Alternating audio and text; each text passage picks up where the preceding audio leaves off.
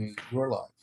Good evening and welcome to the February 17th, 2022 Planning Commission meeting. If we can have a roll call, please.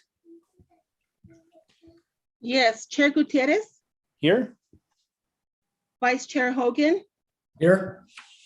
Secretary Clow. I understand she's excused. yes, Commissioner Faulkner, Here. Commissioner Lawrence, Here. Commissioner Pava, Yes, here. Commissioner Satenia. Present. Thank you, Mr. Chair. You have a quorum. thank you. Moving on to the Pledge of Allegiance. Vice Chair Hogan, if you would lead us, please. Happy to. Give me 1 second to I get pledge- that going. Let's get the flag up. Come on. Slow.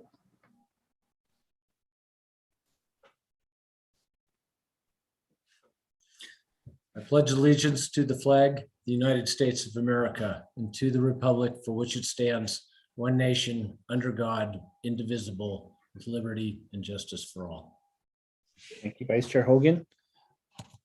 Moving on. Approval of the agenda. Any changes from staff?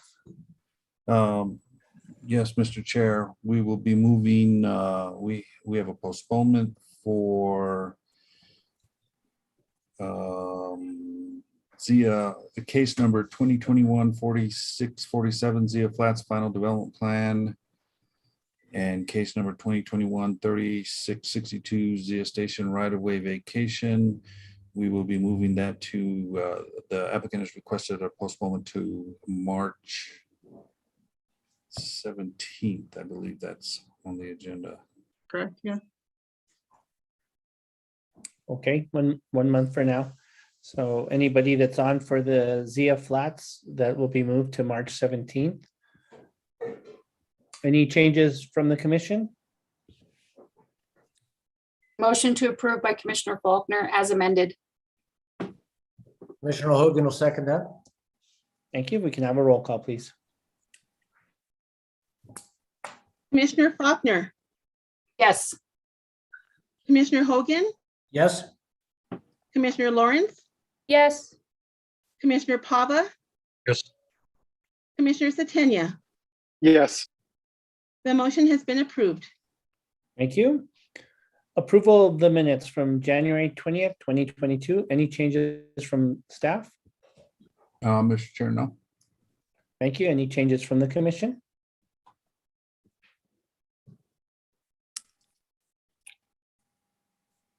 If I could get a Motion to motion. approve, Commissioner Lawrence. Commissioner Satania, second. Thank you. If we can have a roll call, please. Commissioner Faulkner, I'm going to abstain from the vote. I wasn't at that meeting. Commissioner Hogan, Yes. Commissioner Lawrence, Yes. Commissioner Pava, Yes. Commissioner Satenia, Yes. Chair Gutierrez.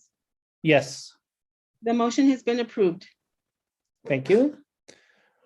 Moving on to old business, case number 2021-4377, 4378, 4379, 4381. This is Caja de Oro subdivision. The general plan amendment, subdivision rezoning, preliminary development plan, and preliminary subdivision plat.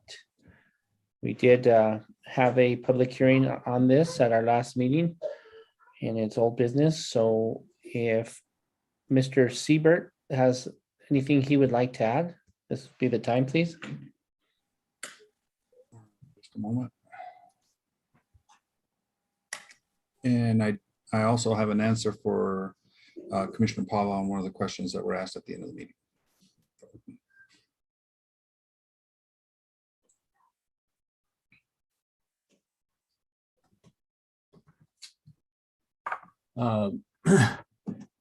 Mr. Commissioner, the members of the Planning Commission, I actually did respond to. Mr. Siebert, excuse me, I need to swear you in. Oh, sorry.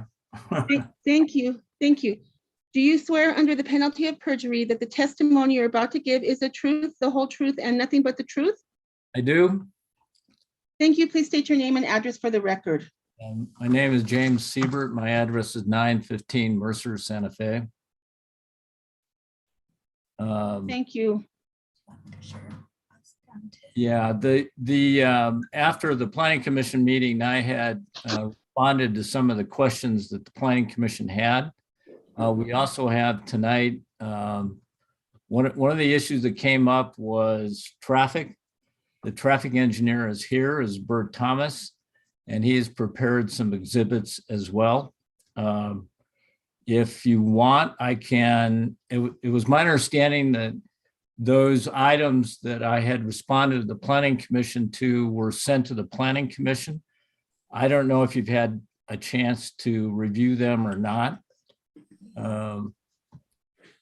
If not, I'd be happy to go over with them. And then, like I say, we have Bert Thomas here, who is the traffic engineer. If you can do a quick summary, we did get them and the commissioners looked them over. I don't know if there's anyone from the public that may not have been able to see those. So if you could do Sure. a quick summary of the questions asked, I would appreciate that. Yeah, I think one of the ones that is the Commissioner Satania had raised is what is the difference between the R6 and the R10 zoning districts? And why is it a gross density of 10 needed when you only have less than 6 dwellings per acre? Well, the issue is that R6 requires a 5-yard minimum side yard, and if you go over 14 feet, then it has to be a 10-foot side yard, and that you can't do there's no such thing as a zero lot line or shared lot line for dwellings that are permitted in R6 or below without having a 20-foot offset somewhere else. The R10 allows for a great deal of flexibility in the setbacks, and the provision that with a development plan, the Planning Commission has the ability to determine exactly what the setbacks and heights and various other standards should be in the development plan. And that's what we've done, is showed you on the development plan exactly where the buildings are, what the heights are, and what the setbacks are. There was a statement the schools are overcrowded and this project will only make that overcrowding worse. Well, when we submitted the application, we have to, as with any project, residential project, you have to request a statement from the public schools that they have capacity to accommodate the children that will they anticipate from the development. We received a notice from the Santa Fe Public Schools that there was capacity in the schools to accept the students from this project. One of the other issues as well, the residents of Caja de Oro will be using the county park. Well, there's two issues there. That there is proposed in the development plan a small park that is within the development, so it is obviously more immediate than the county park. And parks are generally not considered a jurisdictional matter. The city residents use county parks and county residents use city parks. So I don't think that that is actually a particular issue in this case or any case in terms of sharing parks. The other thing is there are no bike lanes on Caja de Oro, Grant Road, and Alameda. And that's true. Currently, that is the case. Pulte is proposing to put in a 5-foot bike lane on either side of Caja de Oro and an 8-foot trail in Alameda. And hopefully this will be the initiative that's needed to begin to spur further development of trails and bikes and paths and sidewalks in the area. The other issue that came up is lights will disturb the night sky.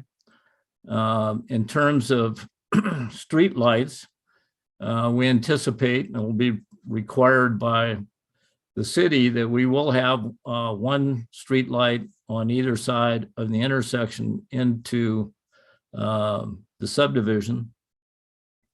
Those actually will be LED. They tend to minimize the spread of light.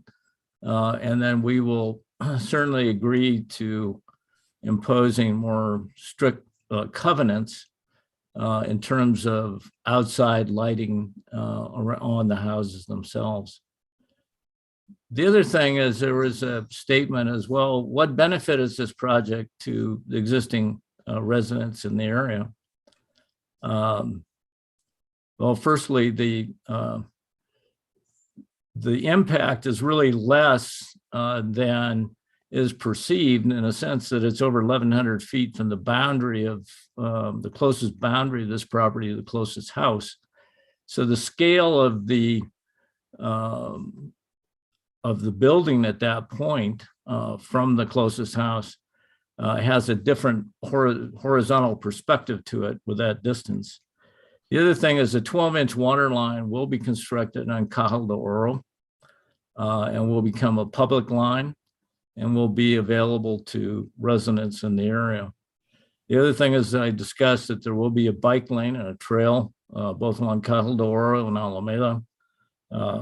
And we'll actually begin to improve, hopefully improve the non-vehicular access in the area. The other thing is that the traffic study pointed out that the intersection of Cajal de Oro and Alameda at some point will fail. Well, the problem is actually the left turn movements that back up. So the solution is that a right turn lane will be created. And what happens is that it brings it into line with the required level of service for that particular intersection. The other thing I wanted to point out just in general, that when the city annexed this area, that the intent was it would develop at urban densities. What is available out there? Well, we do have Alameda, we do have Cajal de Oro, we have easy access and close access to the roundabout at South Meadows. We have serious development occurring along South Meadows.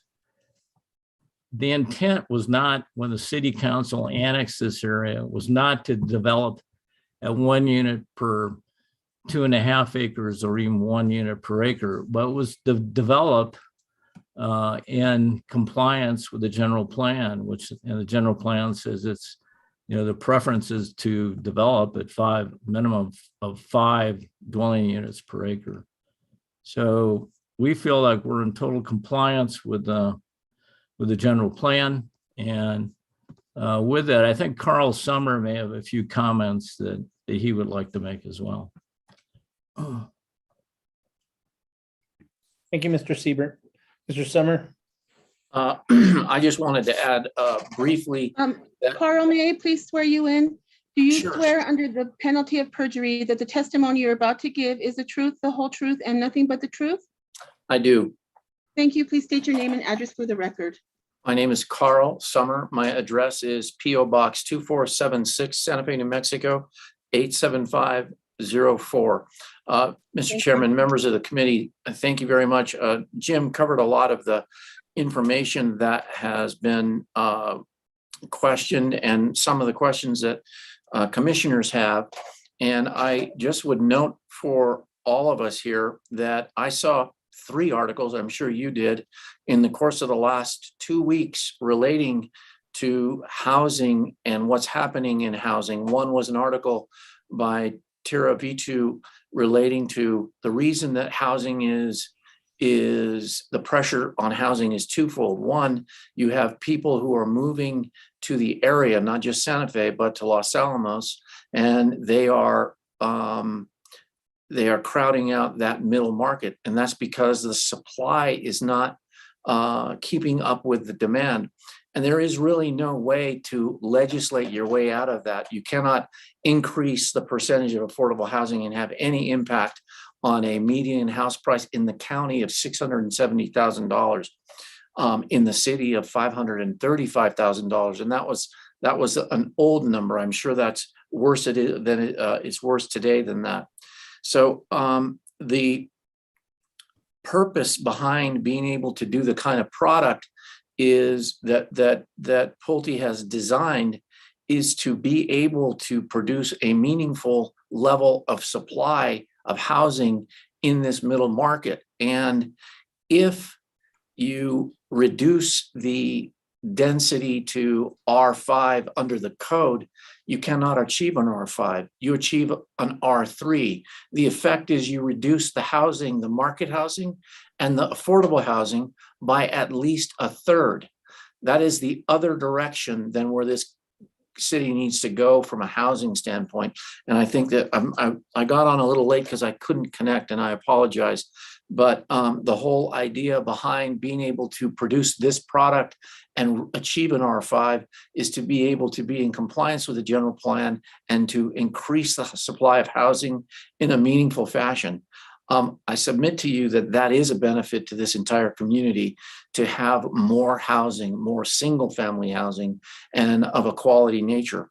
If you reduce the density, you don't reduce the infrastructure costs. It is the same infrastructure cost. So you're spreading the same infrastructure cost over fewer homes, and you all know what that does to the price. It's the other direction than we need to go. Anyway, I'll leave it at that, and we'd answer any other questions you might have, Mr. Chairman and members of the commission. Thank you, Mr. Summer. Dan, you said you had some questions or some answers.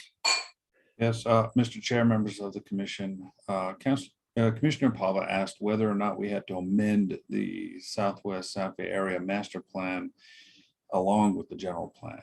The 2007-105 resolution actually was a resolution that incorporated the swamp into the general plan, amending the general plan to include it. So by amending the general plan,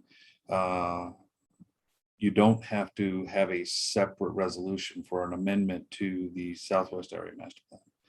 So they would be in line with the current advertisements that they have. Thank you, Mr. Esquivel. Commissioners, we're ready to turn it over to commissioners.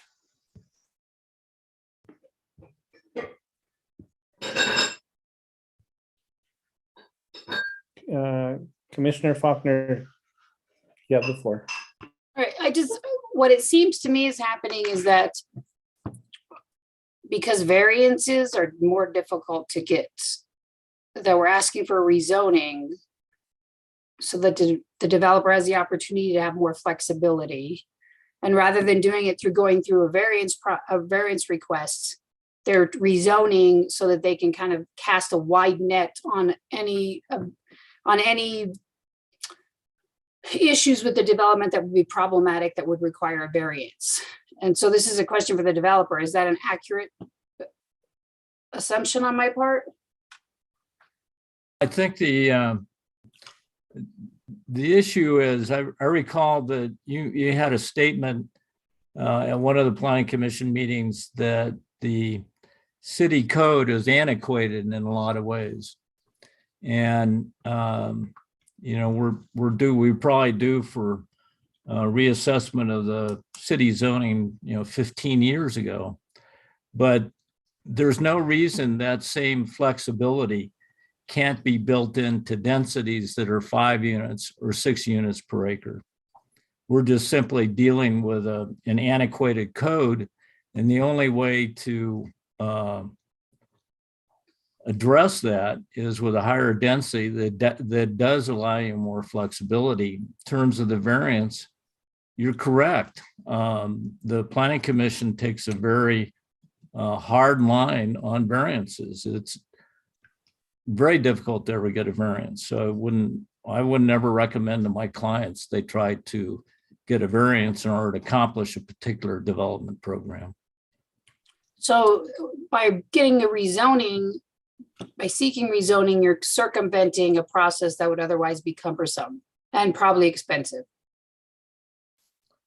Well, I think the likelihood of getting a variance is not very good. So we seek a path that allows us to comply with the city codes. So the issue I have with this project is that I find that variance or rezoning, the outcome will be the same. And my reasons for that would apply to not granting a variance in this case or voting for a variance in this case apply because the rezoning is being used to circumvent having to go through the variance process. And so it's kind of like I catch myself in kind of a loop. On its face, the rezoning looks like something different, but de facto, the outcome is going to be the same. And so that's what I'm struggling with on this case. And I do feel for the developer because I think if the code was readdressed, we definitely may not be having this issue with this case in particular. Like, variances are hard to get, so let's go around the code and do rezoning. Well, let's use the code to an advantage to some kind. And so I'm struggling with that. One thing I don't care for, and I've said this before, I really am, I really don't like building houses without considering community. And although there's a park there, I understand density, and I think this is where I feel like the code could be used better, could change, is if we can't do sprawl, we need to go up. And the issue I have is that it's like you're getting rid of amenities. And I understand that there isn't a choice because of the housing crises that we're in. But I don't appreciate the use of the code by asking for a rezoning, that you're kind of going around the need to ask for variances. I don't appreciate that. But I understand why you would go about it that way, but the outcome is kind of the same. So that's what I'm struggling with. So I'll look to my fellow commissioners to provide maybe some feedback of their own where this is concerned. Thank you, Mr. Chair. Thank you, Commissioner Faulkner. Mr. Chair, Summer, could do you I- have a redirect specifically to what Commissioner Faulkner said? I Yes, do, I- and I'll be brief. I appreciate Commissioner Faulkner's question about variances, and the problem with the variance process is not that we're circumventing the use of that process. That process is used to circumvent provisions of the code. So if we were to come in at an R5 and ask for variances, none of the criteria of the variances, and you can ask your legal staff and Dan, we would not be able to meet the criteria for a variance because the condition would be self-imposed. Basically, our desire to build this kind of product at this density. And so we would never be able to get a variance, and the variance would be in that instance be used to circumvent the requirements of an R5 or R6. And so we're not circumventing anything. What we're doing is utilizing the existing provisions of the code to achieve general plan densities without having to ask for variances, which themselves circumvent the code. And I just wanted to make that clear. And thank you very much. And I appreciate the concern. Thank you. I'm going to ask a quick question, Mr. Summer, on that. So the biggest reason I would guess is probably the setbacks on this. And if that's the case, what's your answer to not being able to build this project with the setbacks in that zoning classification you're asking for? If you had to abide by, let's say that we asked for an R5, which requires the setbacks that you're referring to, and I think that's your question. If we had to comply with the setbacks, we would lose 30% of the housing that is proposed. So we would go down from 88 houses down by about 27 or 28 houses because you had to comply with the setbacks. And so just the setback issue alone is what reduces the density. You could do the exact same product, except it would not be attached, and you'd have a different, you'd have to go up, obviously, to, a two-story product, but you would automatically, the setback requirement automatically reduces this density to about an R3.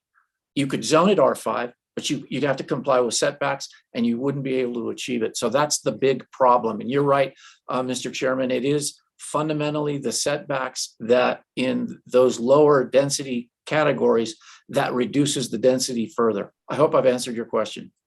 Yeah, thank you. Commissioner Satania. Thank you, Chair Gutierrez. I have similar concerns raised, and in a sense, I would like to argue that it is circumventing the code. And I've reached out to Pat, the city attorney, and asked, is this legal? Because there's the intention of what the setbacks were for an R5 or an R6, which is what you've actually have built to. And yet you're using an R10 to provide you flexibility. But there is intent within our code about what buildings and setbacks should look like when you have, R5 or R6. And yet this project is maximizing, how many homes you can pack on to a lot. And in my opinion, which is the most profitable. Now, I know it sounds very dramatic when you're like, well, we're going to lose 30% and that's more homes and there's articles for more homes, but at what cost? I truly believe that the code for this level of residential, these number of homes for an R6 or even an R5 are intended to uphold these setbacks for these designs. And I just don't, this shared lot line, these types of row houses or duplexes would not be permitted in an R5 or an R6. So in a sense, it is circumventing. I mean, while it might be allowed legally, the intent for this type of design with this number of homes, isn't intended to have row housing or duplexes. It has 10-foot, side yard setbacks. And I think to the response that was provided by the applicant to some of these questions, which is, R10 allows for setbacks to be determined by the Planning Commission. So we actually have a choice here to consider. And I think that there should be some compromise here versus just giving the maximum amount of homes with the smallest setbacks and push as many homes in there. Again, into an R6 or R5 designation, which typically wouldn't allow for a row house to be, two homes to be connected together on a property with only 5-foot, setbacks, yard setbacks. So I really think that we as a commission, while yes, I understand the challenges that applicants face with the code, which is antiquated, and we continue to point this out, not only from the applicant side, but also from the Planning Commission side, that we shouldn't just allow a free-for-all for our communities to be developed in this way. I don't agree that this is what the intent of the code was. I don't agree with the intent of the general plan. That our homes are supposed to be packed into these properties with the smallest little yards and as less landscaping as possible. I appreciate that the applicant this time around from previous projects is more willing to install trails. Is willing to put bike paths or bike, as a part of the development of this project. However, I still see this as a project in a direction that we're moving in, which is making our communities look like packed homes, as many homes as you can fit on there, just for the sake of we need as many homes in Santa Fe as possible to alleviate, cost of living. I disagree with that. So those are my comments. I don't know if I have any questions. I'm sure the applicant has a response, but I think that we are permitted as the Planning Commission to set setbacks under this R10 designation that's being requested.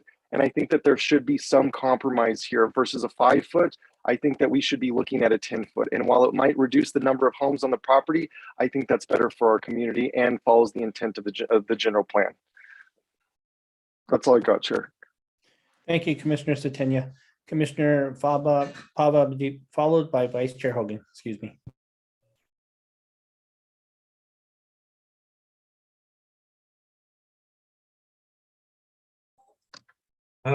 Good evening, everybody. I have maybe 4 questions. The first would be, first I'd like to ask did I miss it? Are there any elevations included in the packet, the very lengthy packet? I've been through it a couple times. We are approving a development plan. Has anybody, are there elevations? And if there are they available to see? What does the proposed streetscape look like? We could do. My first question. We have the one from, no, there are no elevations in the presentation. We could go to the Vias de la Suara.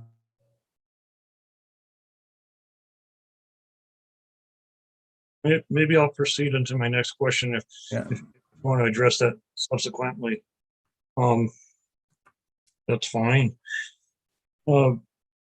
Second question would be for staff. In light of the Bohannon-Houston traffic study that we received this afternoon, and I've read through, scanned through, where does staff stand with regard to condition number 1 in the staff report about roundabouts? I'm sorry, say that again, Mr. Chair. I mean, Sure. In light of the Bohannon-Houston traffic study, which does talk about the roundabouts versus stop signs and intersections and all that, and I'm not talking about the roundabouts, the major roundabouts on 599. I'm talking about the condition that was mentioned in the staff report. It seems kind of conditional. It doesn't require roundabouts. So I'm wondering, in light of this, the traffic study, at this point, where does staff stand with regard to that condition of approval? Roundabouts in the subdivision or the subdivision at Caja del Oro on either side. and you're talking about the inside of Yes. the subdivision. I have I'm actually trying to get Leroy to come in as a panelist. Typically what we'll do is we look at the design of the applicant and what they propose for the subdivision, and it's going to go through 2 tests. The first one is going to be, does it match what we would allow in terms of our chapter 14.9 for the infrastructure design. Secondly, it's going to look at the fire protection requirements in order to be able to allow for emergency vehicle access to move in and out of that. And then third, we look at our traffic comments as they review the application. And then we aggregate that information and present it to the Planning Commission. So if the fire department and the traffic department and the review for the infrastructure relevant to 14.9 are in line, then staff is not going to propose an alternative to that design. Since it's already in line with chapter 14 and the balance of our life safety requirements. Thank you, Mr. Escobar. My next question regards the covenants. This may be addressed either to Mr. Siebert or Mr. Summer. The covenants are over 50 pages long. I've looked through them. They're among the most prescriptive, lengthy covenants I've seen in my 40 years of planning. Not that we have purview over those, but we're all talking about affordable housing. What in those 50 pages would essentially effectuate that this is indeed a development of affordable houses? A lot of prescription about signs and a lot of the typical stuff you'll find in prescriptive covenants, but what in those covenants promotes affordable home ownership? For example, off the wall, but for example, is somebody prevented from leasing their home? We're talking about home ownership, affordable home ownership. Is somebody prevented within the covenants from short-term rentals, aside from the city requirements, which may be difficult to enforce? Care to address that? Well, I'll take a shot at that. What we've been doing on almost all the single family subdivisions is you can't rent your home for less than a 1 month period of time.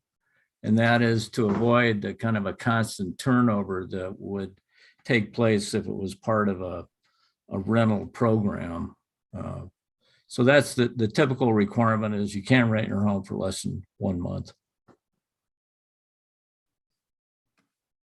Thank you, Mr. Siebert. They are very lengthy covenants. I hope that the homeowners, if this is built, adhere to all of that. Question for staff.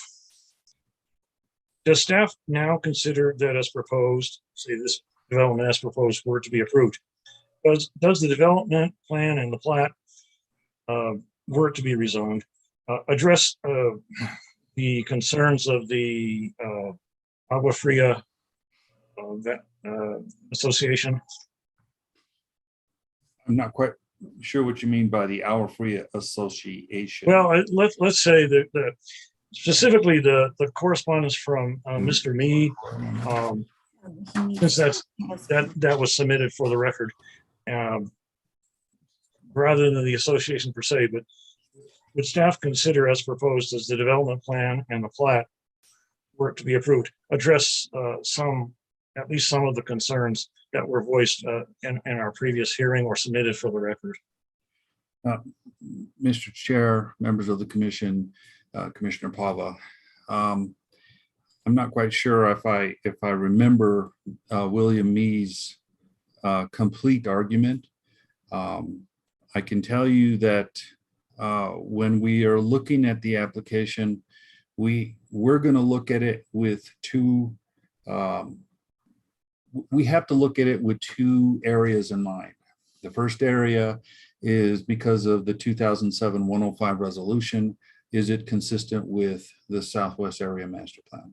Secondly, is it consistent with the general plan? And in order to, if we find that it's consistent with both of those two areas, then we can move forward to the rezoning aspect and see how it addresses those issues. Now, when I look at Donna's memo and I look at the application, I have to take sort of a step back and identify what's going on here. And this is in the river corridor.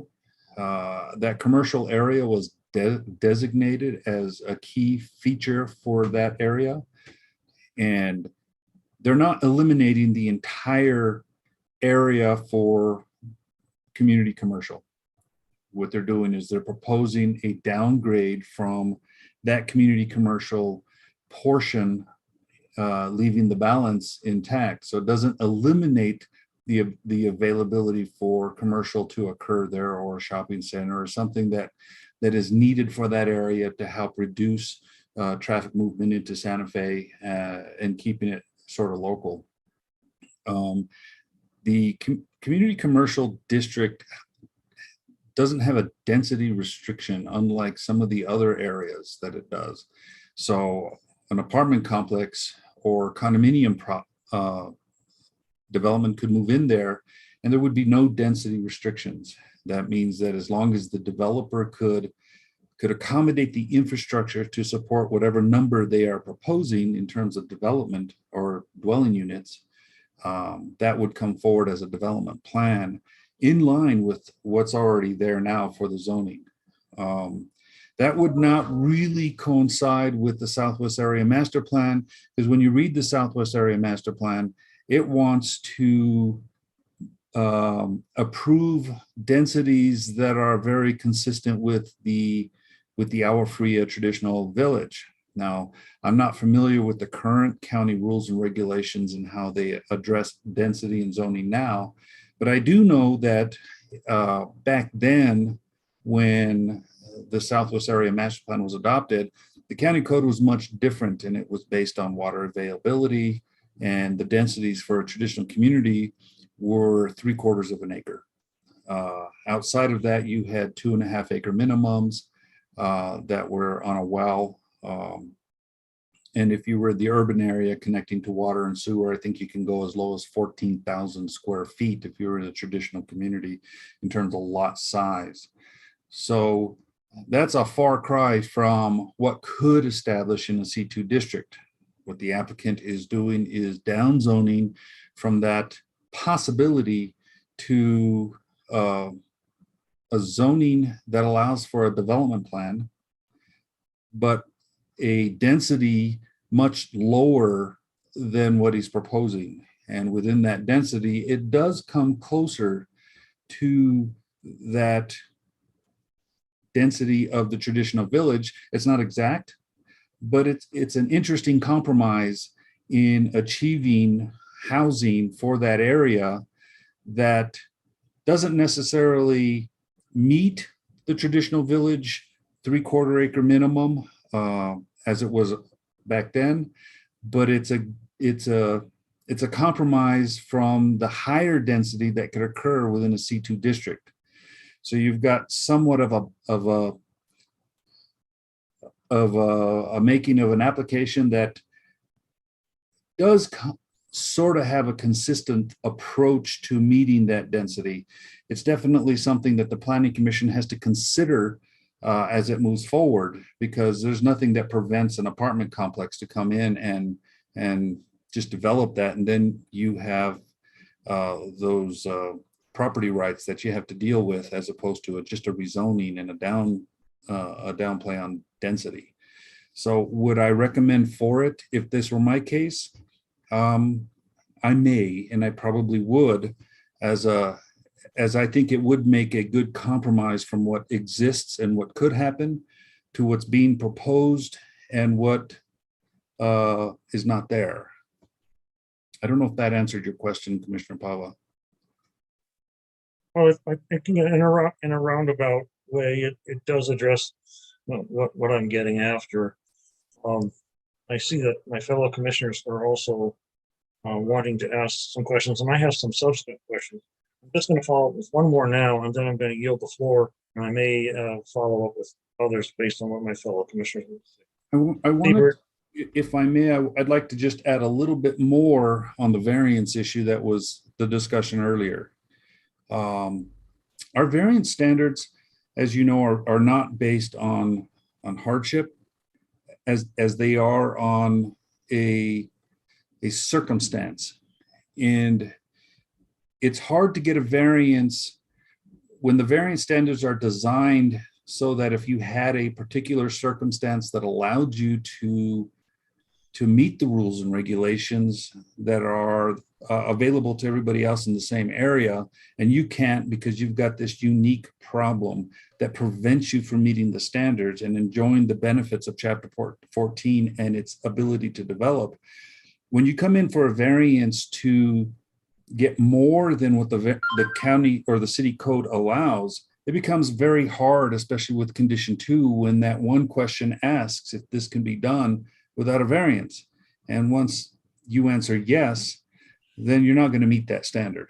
And the commission has denied many variances on that because that particular issue isn't really going to lend itself to a design requirement that's more of a proposal and in complete control of the applicant.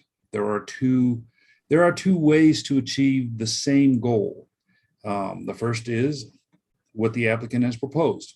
Request a zoning change that allows for a development plan, because anything under R10 is not going to allow for a development plan. Or you can propose a PUD, which allows for innovative designs. That then becomes only a recommendation on the Planning Commission's review, and it becomes a preliminary approval at the governing body review. So there's two methods by which an applicant can achieve the same goal in terms of a development plan. Thank you, Mr. Escobar. That does address the queries we've had about variances versus development plans. And I'm going to get back to my question about elevations on the development plan, particularly if we're not going the variance route. It would seem evident to me that a development plan should include elevations. We know what we're approving. And I don't see any, and unless I've missed them, can you inform me otherwise, Mr. Siebert or somebody? Dan, can you allow us to share some photos? Thank you. Let's see.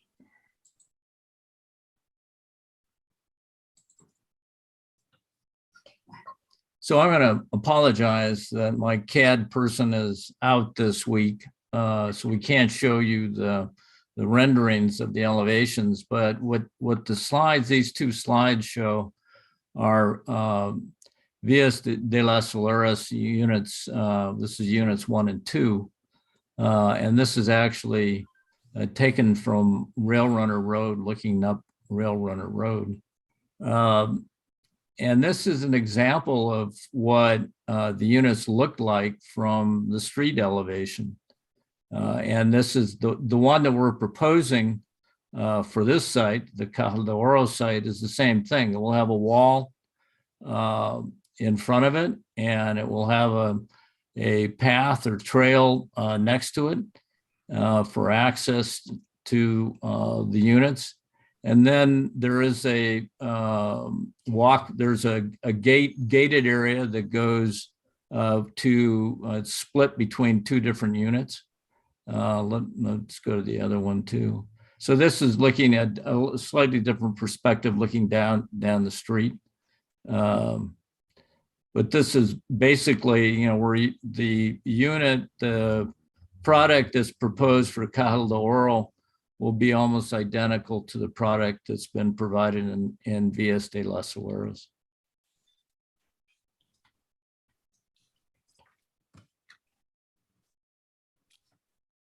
Where are the garages? Where are the driveways? Well, Is this a new urbanist development? Did I miss something? Yes, the garages are on alleyways behind the units. Yeah, you can't see it on these two photos. Well, not on this. Sir, I'm speaking with regard to Caja de Oro. Will there be alleyways there? I don't think so. No, there will not be alleyways there. Okay. But what you're showing us here really is not representative, with all due respect. I mean, I would think that if the commission is asked to review and approve a development plan, we should see elevations and really be able to envision what we're approving, particularly given the R10 zone change request. Now, for example, I live in an R7 infill development, and to me, it's a very pleasant place to live. Now, granted, it was the last piece of land next to Payne's Nursery off Camino O'Leary, next to Conquistadora, and it fits in very nicely. It's mellowed over time. It fits in very, very well. And my concern here is that we can't see what we're really approving ultimately, because it could end up to be very pleasant, or it could end up being most unpleasant.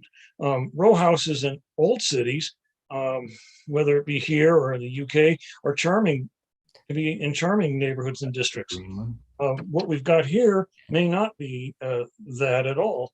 I think the devil is in the details, and the devil is in the design when you're talking about density. And maybe you can, I see you've got an illustration here, so perhaps you can address a little bit better without elevations why the proposal merits our further consideration at this point. Well, the unit actually, it's the same basic unit in a sense that what you saw from the street is still what you would see in this project.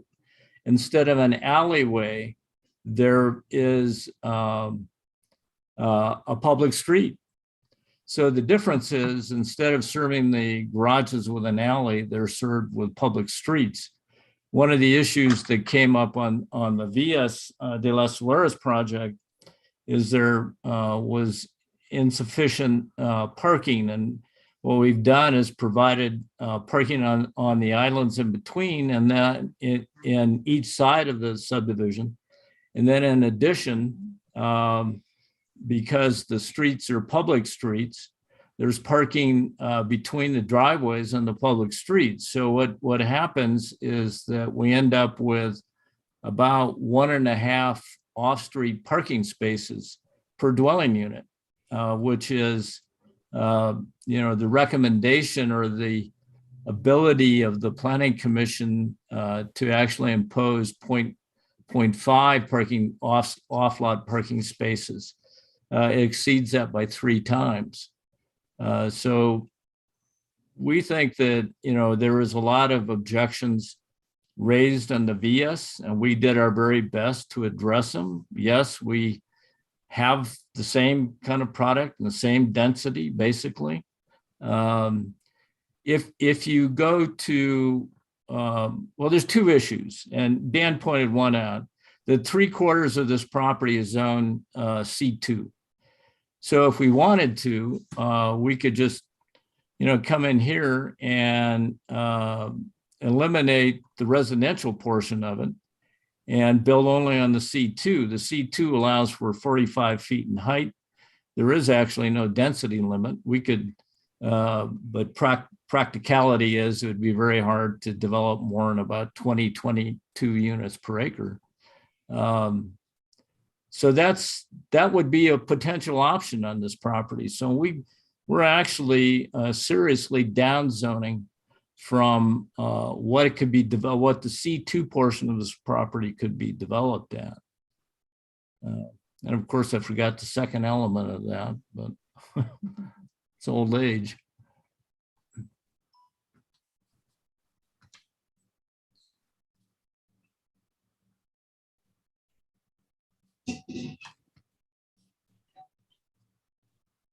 Commissioner Pava, you still have the floor.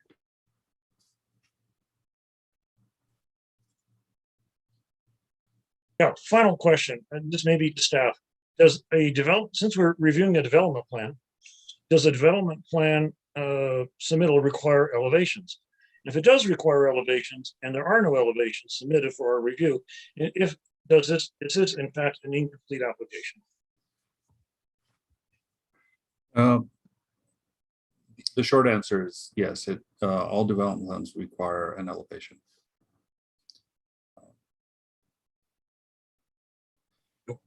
Mr. Chair and members of the commission, the application, you have 2 options here. The first option is full development plan approval, which is typically what the Planning Commission usually reviews. But the application can take on a secondary part if you feel that there is additional material that should have been provided and was needed as part of your analysis. Those can be included. You can actually downgrade this to a preliminary approval, which would force the application to come back at final if that is a choice that you'd like to make. It still requires you to act on the general plan and rezoning, but it would force the applicant to come back for a development plan approval, giving you complete control over what it is that you're looking at and any changes that you need. That is certainly within the powers of the Planning Commission as they move forward with this application, and whether you choose to send it back or whether you choose to deny it altogether, that is certainly within your powers. Thank you, Dan. Commissioner Pava, are you okay for now? Yes, and I apologize to my fellow commissioners for taking such a long period of time, but one question led to another and may have addressed some of theirs. I yield the floor. Thank you. Wonderful questions. Also, Dan has elevated Mr. Pacheco, and I think he is from traffic, right, Dan? That is correct, Mr. Chair. Thank you. Mr. Summer, I see your hands up. Before I get to you, there may be other items that you can address all at once. So I'm going to keep with commissioners that have had their hands up. Vice Chair Hogan, followed by Commissioner Lawrence. Thank you, Mr. Chairman. I feel like a couple of things have gotten muddied the more we've talked about it. I want to just try to clear up a couple of things from my perspective anyway. First off, I absolutely think that zoning is the correct way to go about doing this, that going through a series of variances is, not dealing with the issue head on. So I do think zoning is the proper way, and I don't think the applicant's skirting anything by doing it. I think that makes us want to go and take more time to say, why are they asking for the zone change? We've heard about that from the standpoint of C2 versus the residential zoning densities that they're asking for, and look at the area and say, what's appropriate? And I know the applicant has a reason, or there are reasons besides just the C2. And I would ask the applicant, since it's the basis of the general plan amendment, is what's the appropriate zoning here? And so I would like to ask the applicant to just spend a minute and tell why that's an appropriate zoning for this specific site, in their opinion.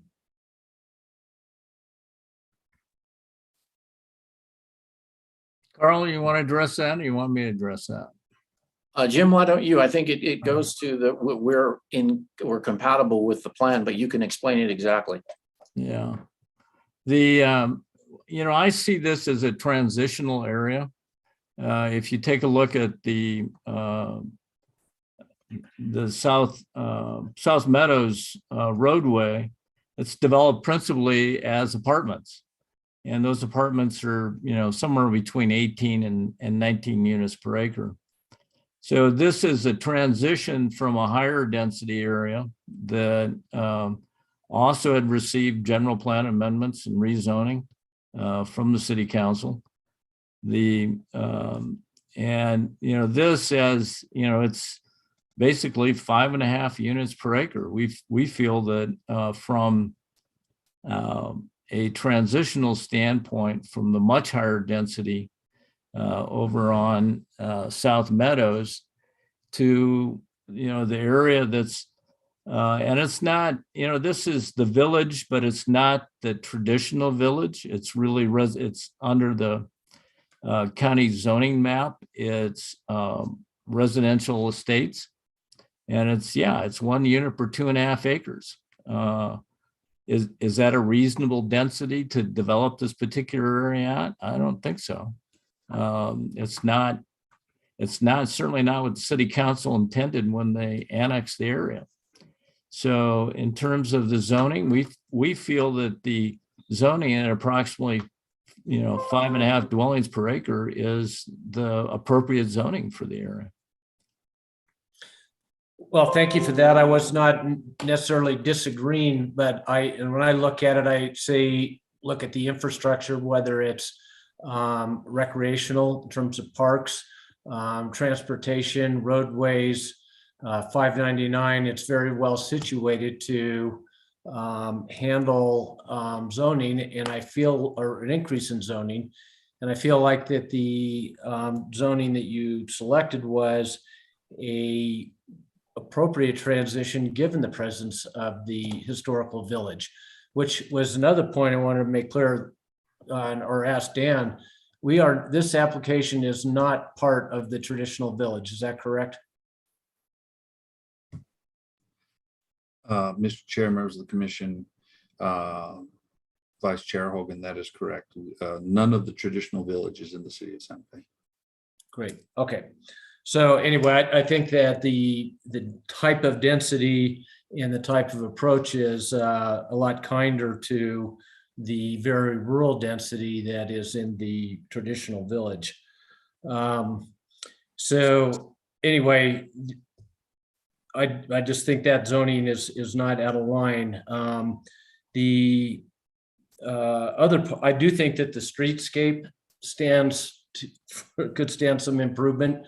I don't understand the concrete sidewalk, the 2-foot weed strip, and then 8 or 9 feet of asphalt and then a wall. It just feels harsher. I appreciate the fact that you're, giving places for people to ride bikes as well as walk, but I do think that that section could be improved. as far as the application being complete, I can't really comment on that, but I was hoping that we'd be able to move this project forward. But if the application's not complete, I do think we owe it to our constituents to make sure we're looking at the whole package. Thank you, Mr. Chair. Thank you, Vice Chair Hogan. Commissioner Lawrence, you have the floor. Thank you, Mr. Chair.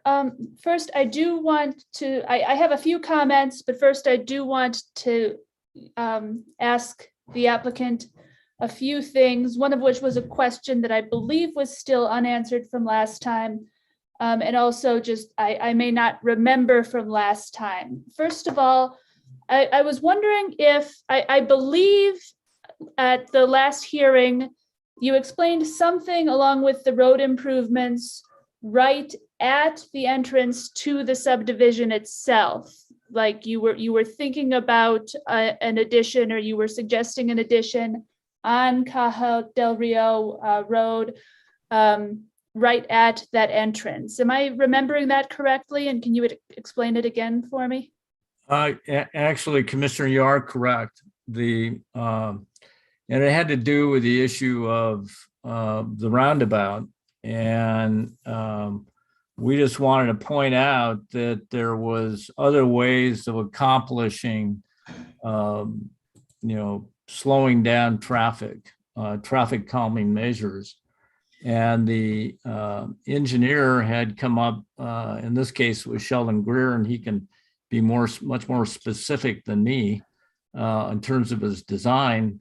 But the idea is to create a median on the entry on either side of the intersection, narrow down the road a little, and so that people understand that there's something different when they're getting to the intersection in order to slow them up. And what the cross section is what exactly that would look like. We still have the same sidewalk, the same planter strip. So, we're adding to the width of the right of way in order to accomplish this, but we feel that as a traffic calming measure that this is, and this isn't something unique to the traffic design world. This is kind of common practice.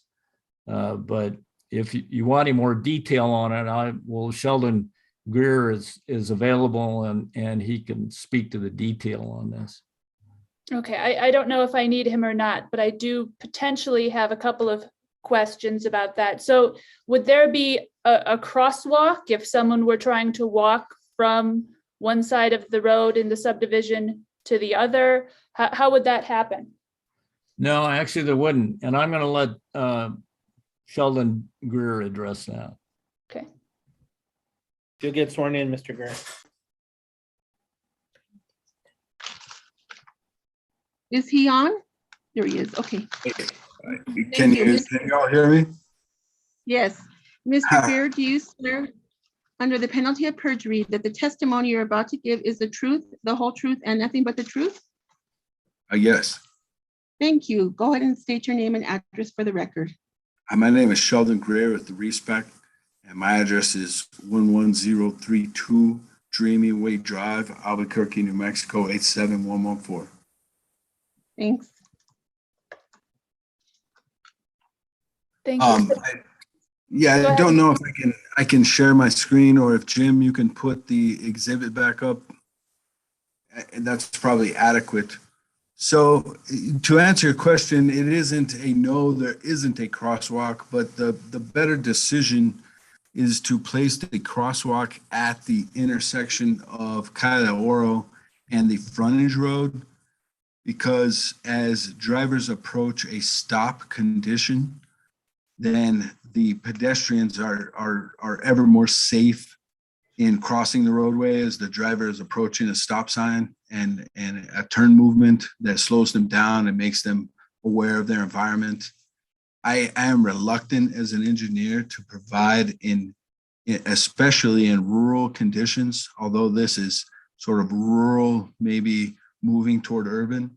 I am reluctant as an engineer to provide mid-block crossings where you don't have a stop condition. As traffic is moving, as we all know, people do tend to drive rather quickly. We are installing, as Mr. Siebert explained quite well, I think, some measures to slow people down. They are approaching a stop condition, so they will be slowing down. But if we tried to cross pedestrians at this intersection, I think we're really inviting the potential for a pedestrian to enter traffic, and we got the 19-year-old with all the knowledge of the world texting while driving and causing a conflict there. So I'm reluctant to cause a pedestrian crosswalk mid-block in this case. I would be very hesitant to do that. But I think the right place to do that is in the, west of the development there at the frontage road. And our internal pedestrian pathways lead people in a very pleasant manner to that location should they wish to get across the road. Thank you for that, Mr. Greer. I think you said it pretty well, the idea of rural moving to urban. And I think that's part of the reason why we're struggling with this as a commission a bit.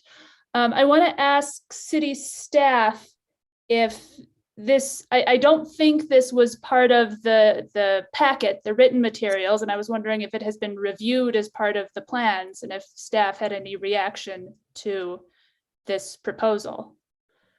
Mr. Chair, members of the commission, Commissioner Lawrence, I'll have to defer that to our traffic division since that would have been presented to them for review.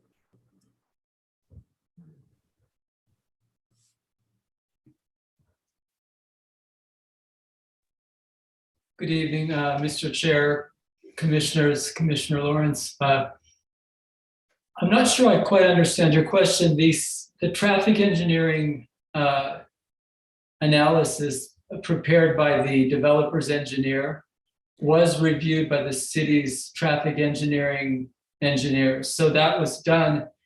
Are you speaking specifically about that or could you clarify your question? Yes, my question specifically is about the suggestion that has been proposed about including medians in Caja del Rio and that their road design improvements that they presented at the last hearing and shared again just now. Has that been reviewed as part of the staff review of this plan? It doesn't need to be, I suppose. It was, I mean, I don't know if the traffic engineering analysis is looking more at the operations of the roadway with respect to volumes and we are aware of the design. So we did see all of the schematics for how the subdivision was laid out as part of that. But it's sort of a separate packet from the actual traffic impact analysis. But so yes. Okay, thank you. That answers my question. Okay. I would suggest that I do still have a concern about it myself. And Mr. Greer, you said that pedestrians could potentially, that there would be a crosswalk at the intersection, but you're proposing a park in one half of this development essentially. And so it's really prompting people to try to cross that street and walk from one end to the other. And they're not really given any good way to do so. So I would say that I'm a little concerned right now about where that stands and what can be done about that. The other follow-up question that I believe that it was a resident, and this is a question for the applicant, who maybe had a question about screening from the cemetery area. And I wanted to ask about that. I believe that there's a strip of land that this property does not include that provides separation, but I was wondering if you could explain that. Well, that's correct. There's a strip of land that's 110 feet wide that is between Camino Cementerio and this particular the eastern boundary of this property. See if we can show it here. But one of the issues was, well, there should be a connection from Camino Cementerio to the project. And let's go back to one of the development plan or something. Yeah. So what we've done is provided over off the cul-de-sac a 50-foot easement for a future connection from Camino Cementerio to this particular project. And that was a recommendation the MPO made early on in their review of the development. Okay, thank you. Thank you for addressing that. I don't have further questions on that. I want to make a comment or a few along with my fellow commissioners. I think that I'm struggling with this project and these approvals. I do think that there is support within the general plan and the code for this sort of development and this sort of density and these sort of setbacks. I think that there are a lot of areas of the city where we have this sort of density. We'd support this sort of density, and we would support slight increases of density compared to the surrounding areas in order to add more housing. I do have real concerns that we don't have elevations and we don't really have a good sense, a good feel of what this will really look like and what it will feel like for the residents who are there. I'm really concerned that based on the knowledge I do have, it's very, very car oriented. And for most of the area of the city, most of the areas of the city, we're trying to support a little bit more walkability, bikeability, other modes of transportation, that this really is not accommodating at all. I think that there are possibilities here, but I'm concerned that I just don't have the visuals to really see it and to feel good about it with the knowledge that I have right now. Thank you, Mr. Chair. I think that's it for now. Commissioner and Chair, this is Sheldon Gray. I'd like a chance to respond. To something specific? To Commissioner Lawrence's comments? Yes, please go ahead. Okay.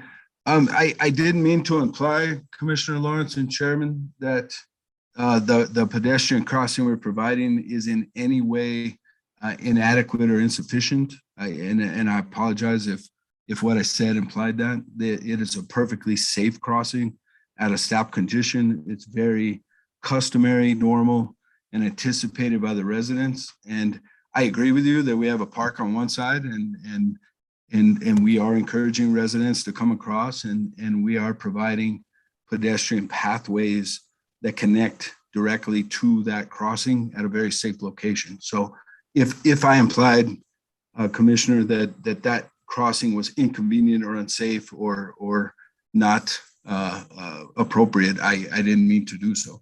Secondly, your other comment, and I appreciate your perspective very much.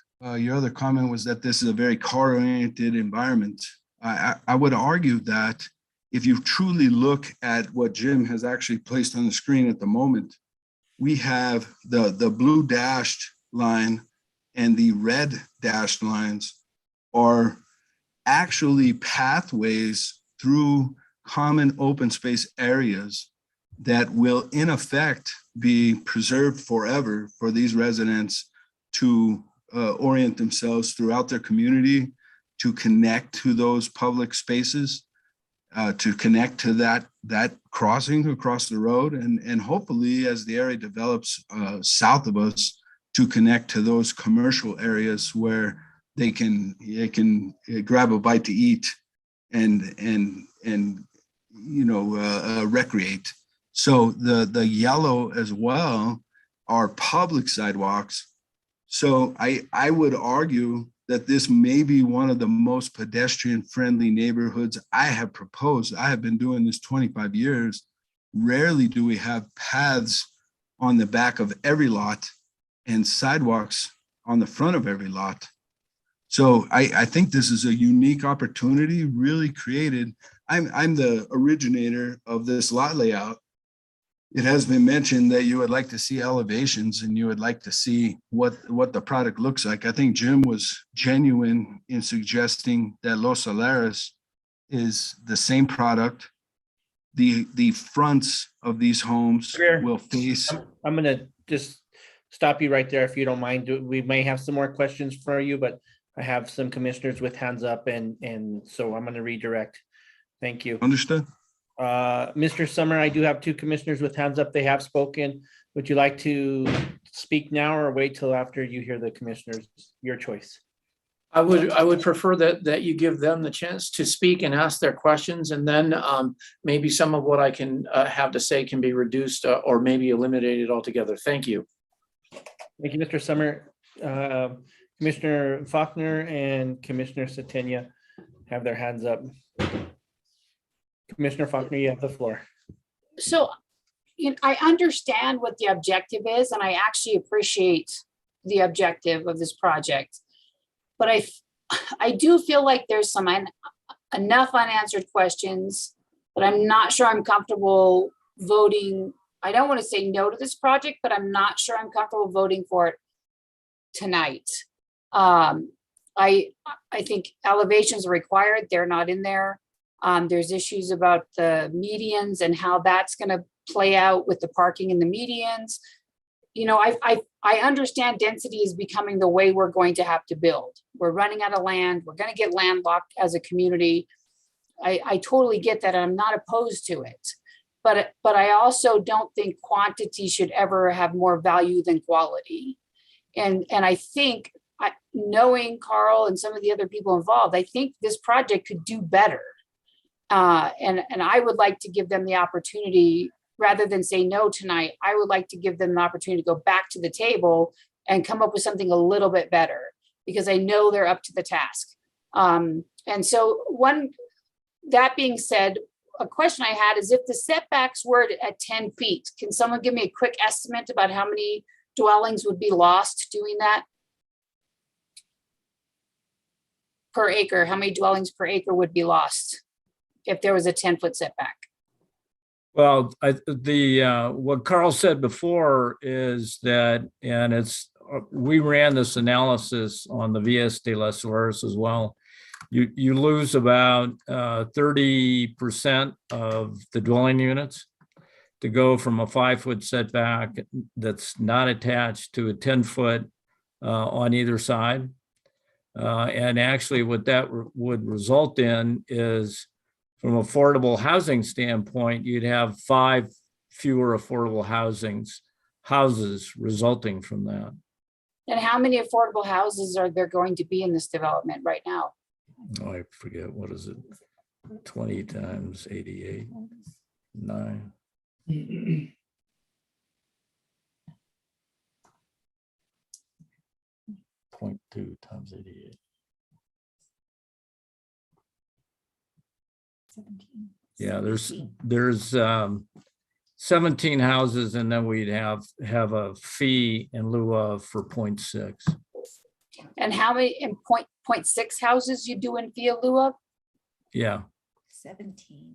So not a whole house. not a whole house, no. Okay. Yeah, it's hard to build a 0.6 house, so we Yeah. take fee in lieu of. Although comically, and it feels like some of these houses that are being built are 0.6 houses. But anyway, yeah, I don't know. I feel like we could do a little bit better. I really do. And knowing the people involved, I think you're more than up to the task. And so that's all I have, Mr. Chair. Thank you, Commissioner Faulkner. Commissioner Satenia, you have the floor. Yeah, I just want to pick up where Commissioner Faulkner left off, Mr. Siebert, which is, I want to make sure that this is straight for the record. So when Mr. Summer made the comment about losing 30% of the homes, was that based on an R6 rating? Like, potentially taking the zoning that you're applying for, which is, and just adding a 10-foot setback, or was that comment specific to an R5? And it has losing nothing. 30%. It has nothing to do with zoning. Is it you come up with a lot and you do a 10-foot setback on either side of that lot. And you figure out what the width of this particular unit is, and that gives you the lot size. And what really happens is what you see in the early phases of Los Solares, which is, works out to be, a little over 3.2 units per acre. That's more or less what you end up with. Okay, well, It's not a zoning Can I- issue. I mean, it's a zoning issue only in the sense of the zoning, the underlying zoning has to be consistent with the regulations. understood, but I mean, that goes against the point that was made earlier, which is this, if we move to a zone 5, that it's actually only 3 dwellings per unit. So you're implying that, I mean, the other direction that, I mean, if you move to an R5, all these other factors are going to only allow you 3 units per acre in reality. And what I'm saying is, right now we're actually considering providing, allowing you to do zone 10, and then just additional 10-foot setbacks. So I digress. Let me move on. I want to understand these plans a little bit better, because you continue to use Villas de las Solares as an example. And in Villas de las Solares, the entrance to the house is actually on the opposite side of the garage. So again, because we haven't been provided that much detail into trying to understand what it is that we're really approving here, can you explain where the entry into these homes would be? Because again, to the example that you used in Villa de las Solares, the entryways to some of those houses are 2 houses parked right back up against each other, and all that's between those homes into the main entry is a 3-foot sidewalk that runs directly in between those properties. And what's expected is that, and what was voted on, this is before my time, is that the parking that's allowed, all this extra parking that you're talking about maybe, which is that these guests or these other homeowners or additional cars would park on the street, and then to enter those homes, they have to walk down, 40, 50 feet through a narrow sidewalk to enter into the main entrance of these homes, which are positioned on the opposite side of the garage. So I just want to make sure, if you're saying that they're the same design and the garages are on the street side, are you saying that the main entryways to these homes are on the opposite end? Well, there's 2 choices. That on the street side, there's a 5-foot space between the building and the property line, the fence or wall, and you can enter.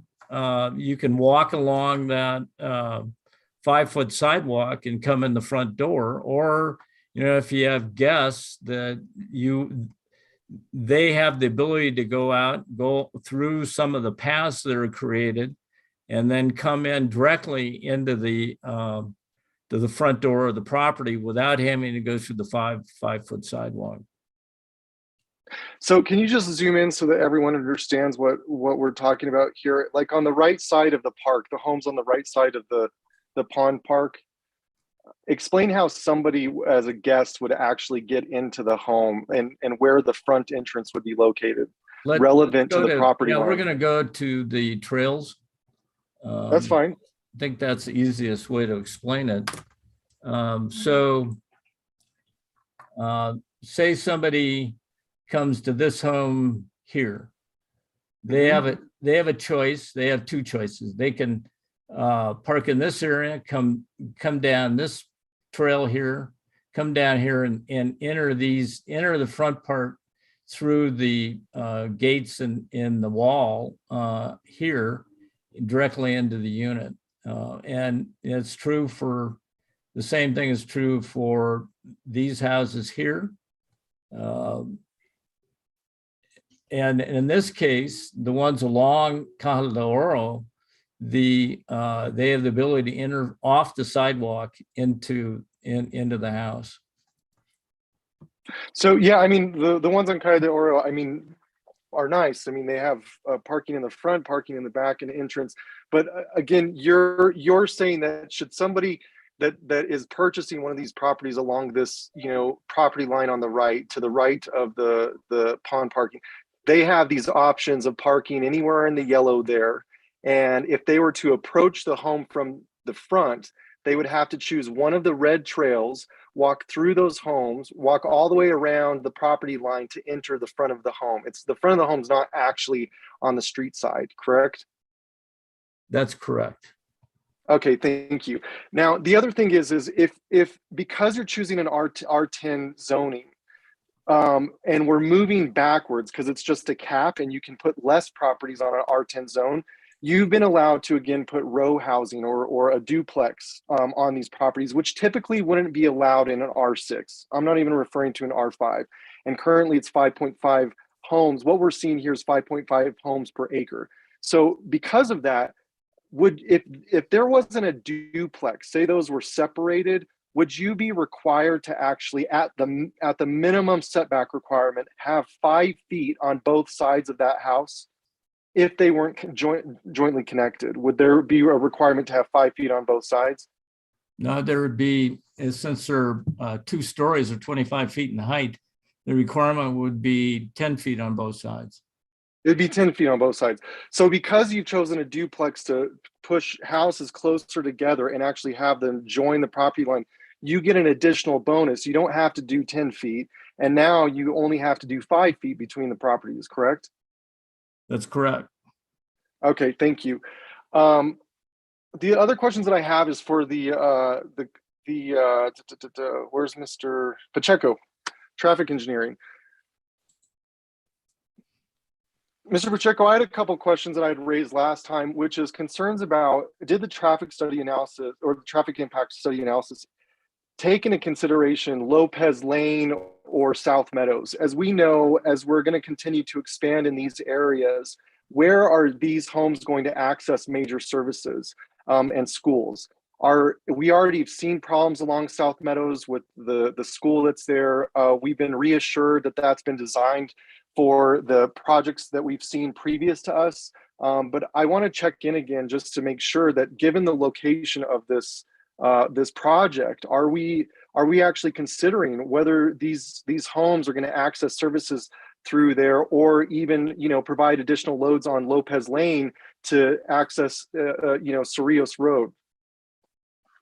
Mr. Chair, Commissioner Satania. The study area for the traffic impact analysis included the New Mexico 599 roundabout, Caja del Rio, the Alameda Frontage Road and Caja del Oro Grant Road, the existing 3-way unsignalized intersection, Caja del Oro Grant Road is the minor stop controlled approach. It included Caja del Oro Grant Road and side entrance, an existing 2-lane undivided roadway, future 2-way stop controlled intersection, the North Alameda Frontage Road emergency only access, which is an existing 2-lane undivided roadway without a driveway. It's for a future emergency only 3 approach unsignalized intersection. And finally, the South Alameda Frontage Road emergency only access, an existing emergency only 3 approach to be relocated approximately 230 feet south for future emergency only 3 approach at an unsignalized intersection. And that typically how this works is a traffic study area is defined by our traffic engineering agent, which in this case was Wilson. So they look at the development and its impacts and define prior to the TIA being executed what the study area will be.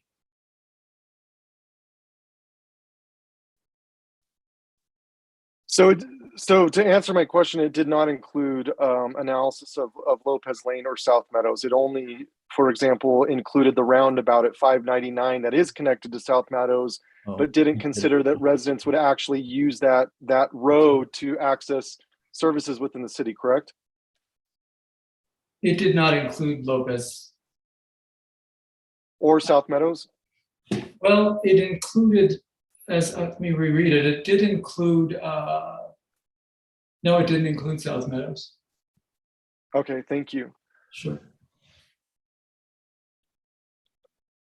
So my only comments again to my fellow commissioners is that I think that we need to better understand what it is that we're approving. I am not personally opposed to density or considering, you know, the route that they have chosen to take, given our antiquated code, to build and bring density to these areas.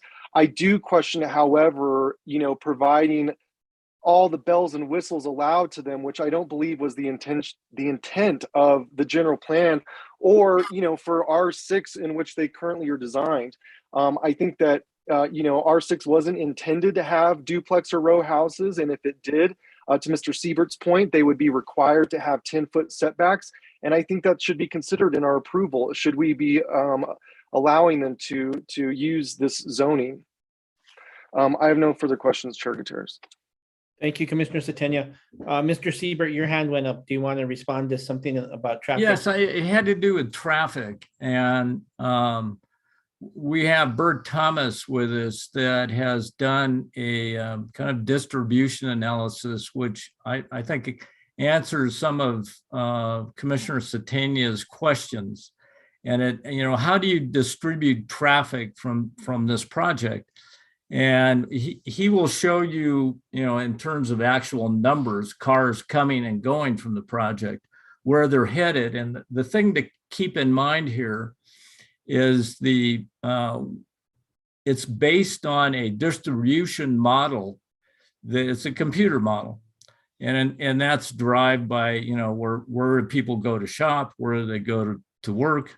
But it's the same computer model that the city uses, the same computer model that the highway department uses, and it's the model that all traffic engineers use in order to distribute traffic. So if Mr. Commissioner Satenia wants to see what the traffic, where traffic goes, Mr. Thomas has drawings that would describe that. Mr. Siebert, Commissioner Satenia, if we can hold for just a minute while I get through some more hands, and then if you want to redirect to that, we'll do that, if you don't mind.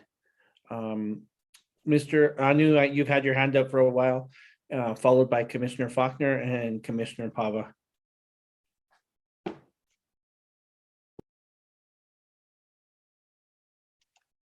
Yeah, Mr. Chair, members of the commission, I will keep this brief. I wanted to respond to a couple things as it relates to transportation safety, as it relates to the regional connectivity of this project.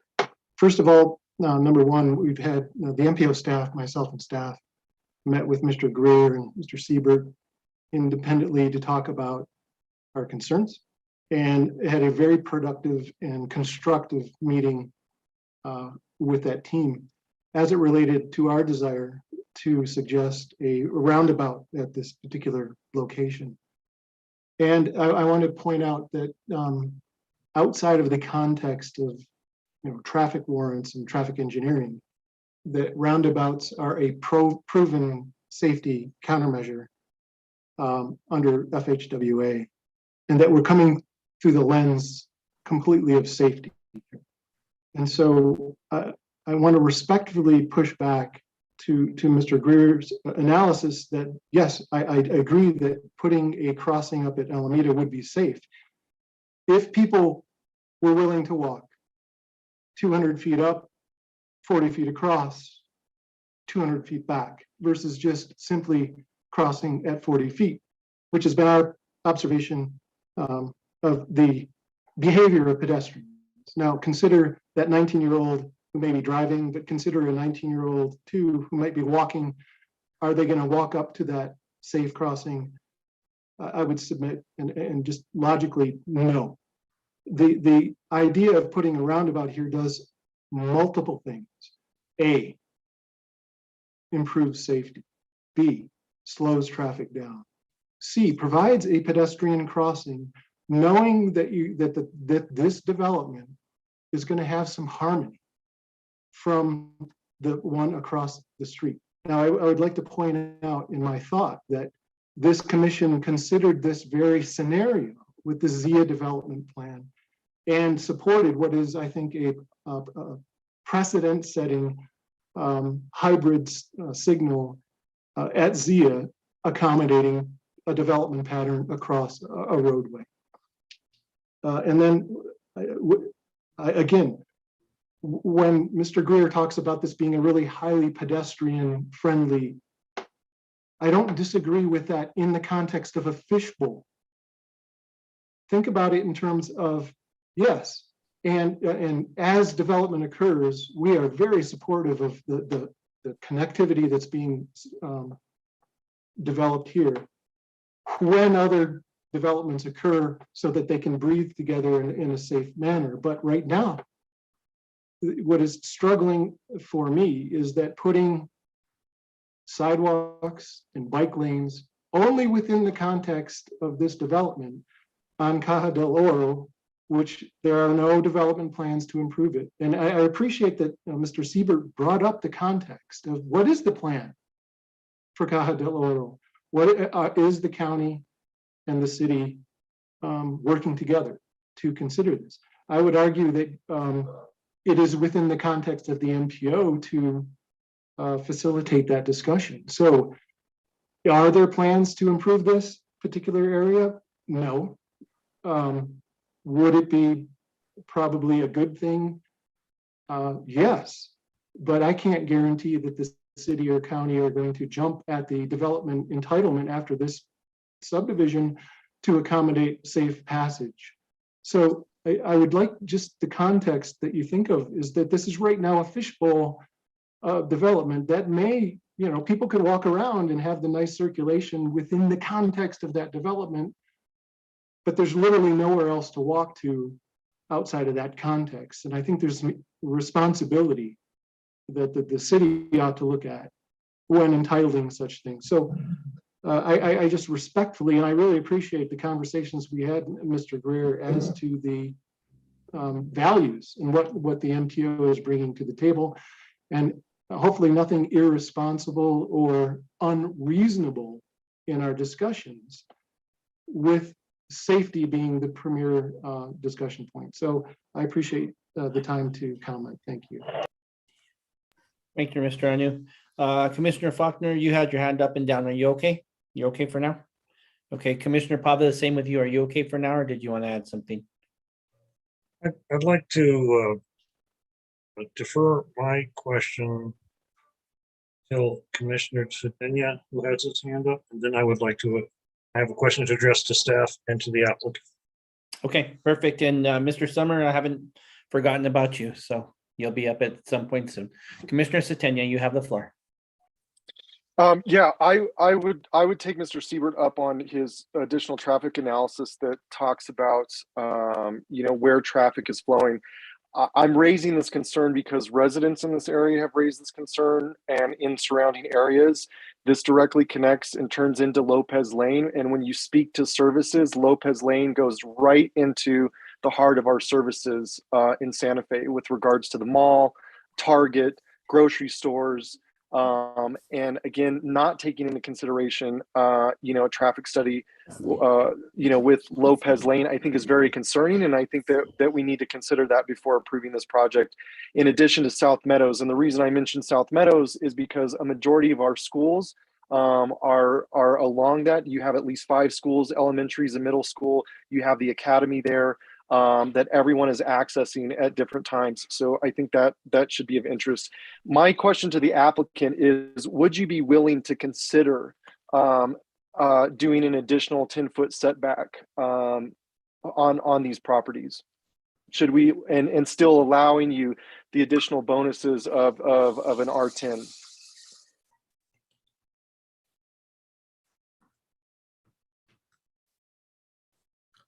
Yeah, just so I understand, what you're saying is that is this the side yard referring to in terms of the 10 feet? Side yard, yeah, that these are actually spaced out a little bit more than just the 5 foot that it currently exists. Well, we're looking at a totally different model.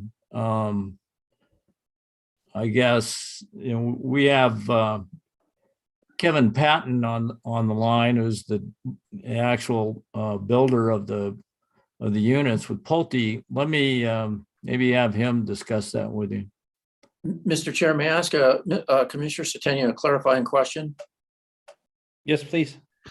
Commissioner Satenia, are you asking in your question, what I hear you saying is 10 feet on both sides of the property line for each unit? Is that your question?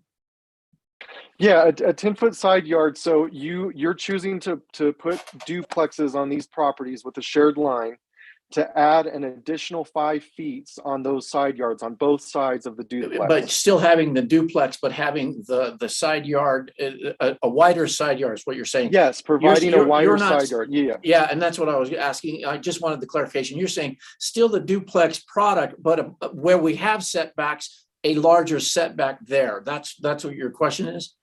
Yes. Right. And I didn't think that Jim understood that. Jim, Yeah, I didn't. Yeah, and what he's asking is if you could still do this duplex project, but space them out a bit further, an additional 5 feet on each lot line with a 10-foot in between, would that be workable to achieve our goals? That's the question that I hear Commissioner Satenia asking. That's correct. Thank you. Okay, thank you. I just wanted to make that clear, and I think Mr. Patton can get on and talk to that question. Thank you. I'm waiting to be sworn in. Do you swear under the penalty of perjury that the testimony you're about to give is the truth, the whole truth, and nothing but the truth? I do. Thank you. Please state your name and address for the record. Kevin Patton, Director of Land Planning and Entitlements for the Pulte Group, 7601 Jefferson Street, Suite 320, Albuquerque, New Mexico, 87109. Mr. Chairman, Commissioners, thank you again for the opportunity to speak. As it relates to the, go ahead. Are you prepared to answer this, or do you need a few minutes to pencil something out? So I think we'd need more than a few minutes. I think we'd have to understand the density lost. And as I was listening to everyone's comments throughout the night, the problem, as we've talked about the antiquated zoning, is that there's this continued catch-22.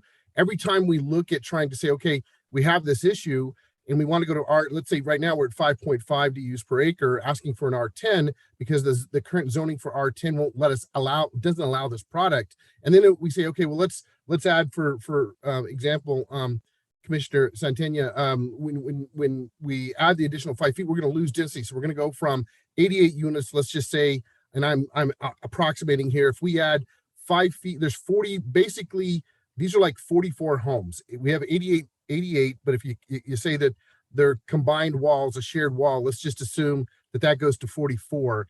And if we add 5 additional feet between the separation that we have between these homes, and there's 44, that kind of gives us an understanding of 40 times 5. We're looking at an additional 200 feet. What are we losing? We'd have to go back and pencil to see how many lots we would lose and what that density would be. And then we're caught in this catch-22 that now what we were was 5.5, trying to generate additional affordable homes, additional market homes for Santa Fe. Now we're dropping this down, and we're probably in 3 DUs or 3.5 DUs per acre. And the only concern is with that is, as Carl Summers has mentioned, that we have the same amount of cost now. So what we would do is then increase the cost of the home that would be passed on to the consumer, and then we're dropping folks out of the market that could afford to buy either a market home or even an affordable home. And so we're just Mr. Patton, the question is, would you be willing to consider? Yes, we would definitely willing be to consider to look at that. Okay, thank you. Yes, sir. Thank you very much. My next, let's see. My next question is, again, one of the advantages that Pulte is gaining by this layout, and again, the Vias de los Solares that was approved before my time, and I hope that the commission can take this into consideration, that the council will take this into consideration, is that we are creating communities where we're putting the front of homes in the backyard. And while that, again, that is allowed because of how dense we are allowing these homes to go together.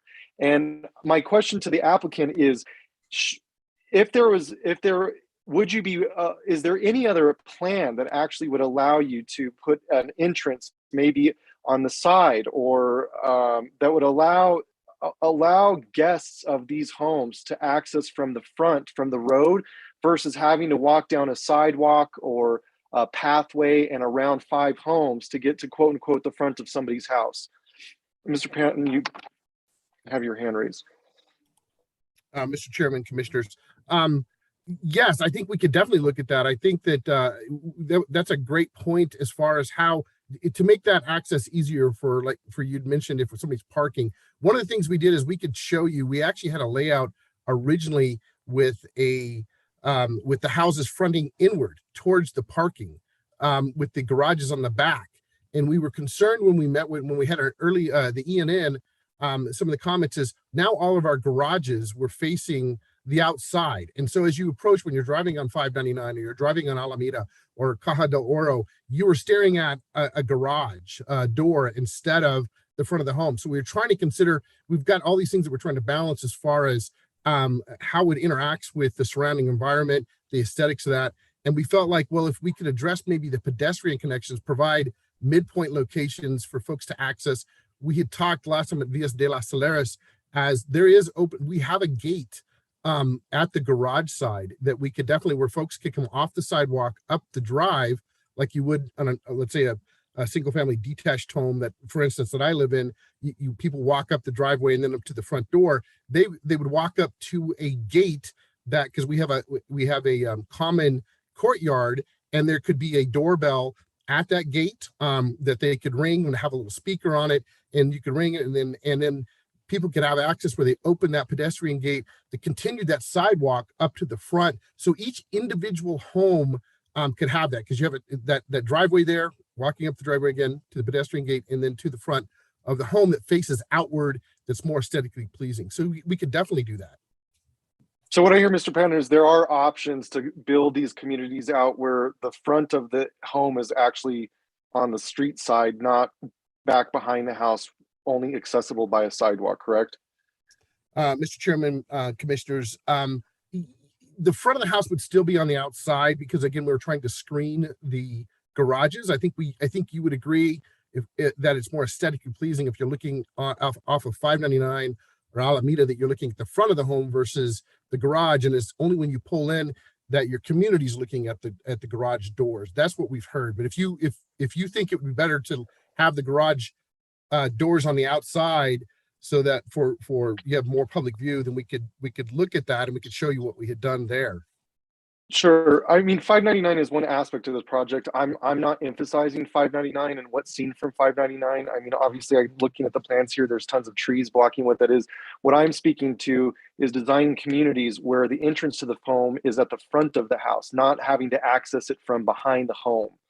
That's what you see currently in Villas de las Saleras, is that the garages are on the street side, and where quote unquote guests are supposed to enter when visiting homes is parking on the side streets, walking through sidewalks down past 4 or 5 homes, and then entering from what would be perceived as the back of the home. So I'm not going to press the issue. I just wanted to understand if there's alternatives to the actual designs of these homes.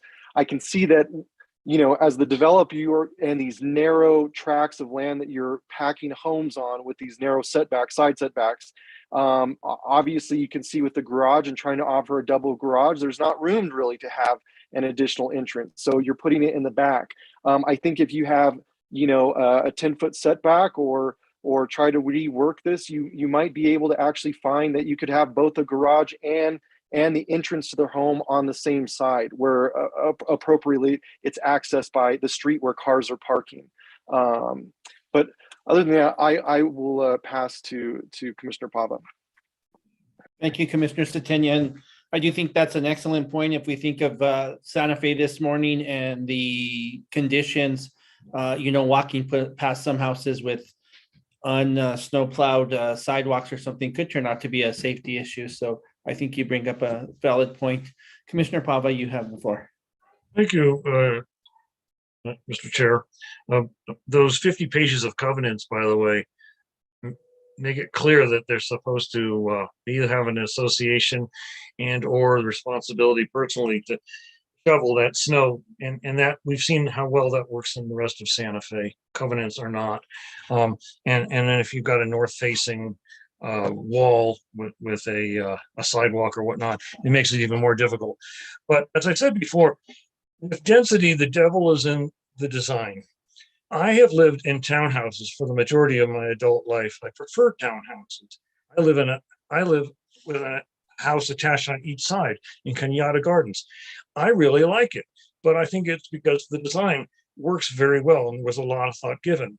I don't have access to the records and the decisions that were made by the Planning Commission at that time, but I'll bet there were some conversations like this when the first proposal came in, and what we ended up with was something markedly better in an R7 infill zone. That being said, for staff, I have a question. The staff report gives an either or recommendation for consideration of these 4 cases. One is approve everything. The other is deny it, everything. Isn't there a middle ground? And I address this to staff first, and I have a follow-up question depending on that answer. Isn't there a middle ground where we could approve the general plan amendment and the rezoning, and or at least consider approving those 2, and then we move forward? We defer the consideration of the R10 development plan and the preliminary plat to a subsequent hearing. Mr. Chair, members of the commission, Commissioner Pava, those are only suggestions that we provide for you. It is certainly within the Planning Commission's purview. If they only want to pass a portion of the application and bring back the other application, that is certainly a choice that the Planning Commission can make. And if that's for the development plan and the preliminary plat, you definitely have that ability. You would have to just develop that motion now, as opposed to using an example that is provided in the memo. Thank you, Mr. Escobar. Based on staff's response to my question, I would ask the applicant, one of the applicant's representatives, would you be comfortable with the Planning Commission considering the general plan amendment and the zoning change this evening? And perhaps deferring to a date certain the consideration of depending on the outcome of that vote, deferring the development plan and preliminary plat consideration to a future date certain. Mr. Chair, may I ask a quick question of Mr. Escobar? Yes. Dan, Commissioner Pava has proposed something. The development plan must be approved by the Planning Commission in any event, correct? Yes. Okay, so under Commissioner Pava's suggestion, depending upon how that went, if they deferred the Planning Commission, and let's say, I'm trying to get timing, if the general plan amendment went forward to the council, which it has to do, and the zoning went forward to the council with a recommendation, and let's say the council said, we approve the general plan and we approve the zoning, we would have to come back under Commissioner Pava's, we'd come back for a Planning Commission review of a development plan and subdivision plat, correct? That is correct. Preliminary. All right. Preliminary. And so preliminary, right? And so there'd be just a preliminary subdivision, preliminary plat, and then a final plan and plat. Is that a right sequencing? That is correct. Okay. I just wanted to. Wait, hold on. The preliminary development plan would still need to go to governing body. This board would just do a recommendation to governing body. I don't think the development plan has to be approved by the governing body. Since this isn't a PUD, the preliminary plat and development plan would stay at the lower bodies, but only the zoning would move forward. And the application would include, for reference only, very similar to what we went through with the Rafina Street. It would, except there was no development plan there, but it would include those references for the planning, for the governing body to understand why the planning commission made their motions, but they wouldn't be voting on the development plan. The only way they would vote on the development plan is they pull it up within that 30-day timeframe within their authority. I just was pointing out, just so the applicant, the development team knew the sequencing, and I appreciate Commissioner Pava's suggestion, because I'm not sure that that suggestion extends the period really much at all. So I appreciate the suggestion, and I don't speak for Pulte, but I appreciate the thinking on that.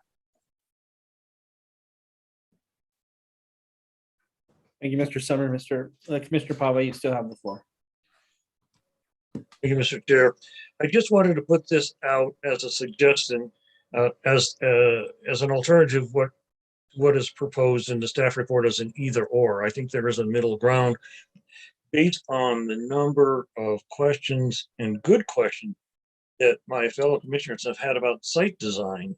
That's yet another matter. We could consider the zoning or the general plan and the zoning first and foremost, which in a way implicitly says to the applicant, go ahead, listen to what we've said, digest it, come back to us with something that incorporates our concerns, and we'll move forward, rather than de facto denying everything and going to square one, which doesn't help the situation with missing middle housing in Santa Fe.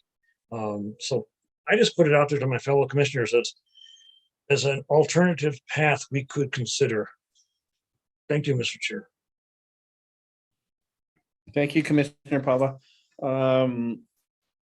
Dan, Kevin Patton has his hand up. Is that a new hand or an old hand, or? It must be a new hand, Mr. Chair. Okay, Mr. Patton will get back with you shortly. Commissioner Faulkner, followed by Commissioner Satenia. So I just want to follow up on some of the comments my fellow commissioners made. One thing, if you study community planning, one thing that's very dangerous is to separate community by how you lay it out. So I echo some of the concerns related to having no street front activity that is of a pedestrian nature. Part of how you control crime and part of how you build community is you have street front activity. And there was a period of time where community development kind of made like in my neighborhood, there's the Plaza Contenta, and they built it so that the front of the retail areas faced inside the development and not the street front. And the development has failed because of that. And they're having to reconsider everything that they had planned for some period of time. And so I'm kind of leaning towards what Commissioner Pavlov says, which is, I think there's a middle ground here where we can approve some things, but then kind of send the developer back to the table to improve upon what they're proposing. I agree with Commissioner Satania. I could care less what 599 thinks of the development. I care more about what the people who have to live there think about how they're going to approach building community and what it's going to be like to live in that community. And so, again, I don't think anything was done maliciously or on purpose or anything like that. I think we can do better. But I also like where this project is headed. So I don't want to slow it down in a significant way or say no to it. I just think we can do better.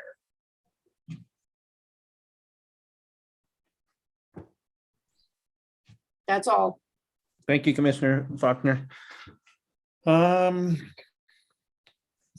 Satenia, do you have more to add, or you a motion? Where are you at? Both. Okay, let me put you off for just a minute then, because I promised Mr. Summer he can get back with us. We have Kevin Patton's hand up also. And I haven't asked very many questions. It's been a lot of good conversation back and forth. But I do have a question, Mr. Siebert. On your presentation, you said there's remaining C2 that hopes to be built out. What's the acres of that?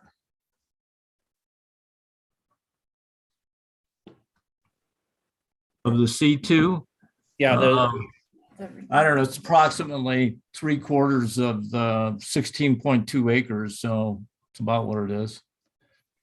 okay, and you've been doing planning for a while. What's it take to locate a supermarket on a property? What do they usually look for? Well, it depends. I mean, generally, it's a scale, like a community. A community can fit on, 20 acres. A regional needs something more like 40 to 50 acres. A neighborhood center can get by with as little as an acre or 5 acres.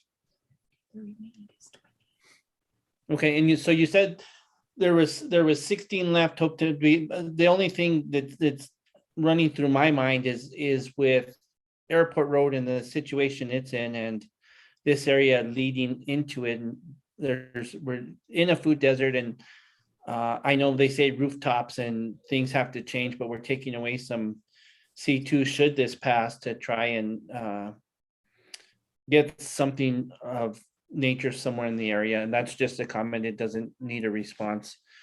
Mr. Summer and Mr. Patton, whoever wants to go first. Why don't we let Mr. Patton go first? Thank you, Mr. Chairman, commissioners. I don't think we would be opposed to some kind of hybrid here where I think Carl had mentioned and Dan had shared that if we wanted to move forward with the zone change and go that direction and where the development plan would come back, we could do that, or we could defer this another 2 weeks and we could address some of your items. We could go back and look at some of the comments that were shared tonight by providing, what would the impact be, and and share that with you as far as adding an additional 5 foot. We could then provide you some cross sections that we actually currently do have. My apologies that those were not included. We could do them in each section, showing you how they relate to Alameda, how they relate to Caja del Oro, also on the cemetery side in that area, so you'd have a better understanding and a look as you're looking at what we're proposing. And then just wanted to address also the C2. We think this is a win-win as it transitions. Again, the C2 allows for 45-foot high, I think, buildings, and this would limit us to 24.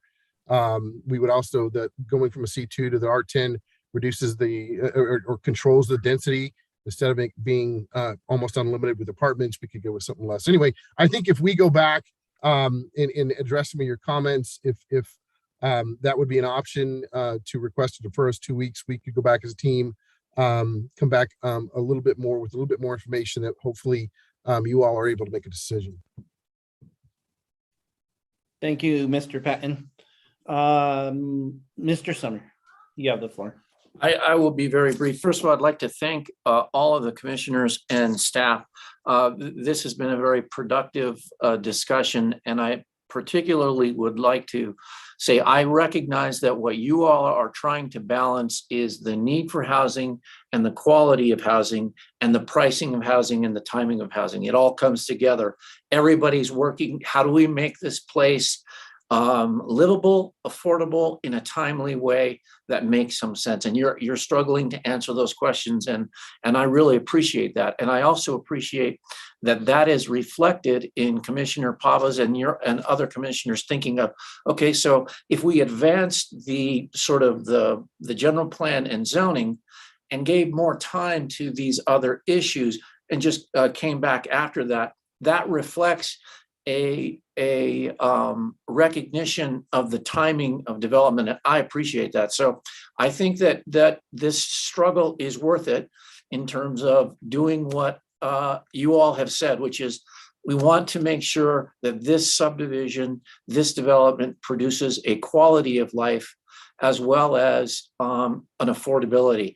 And we have to balance those because that's our job.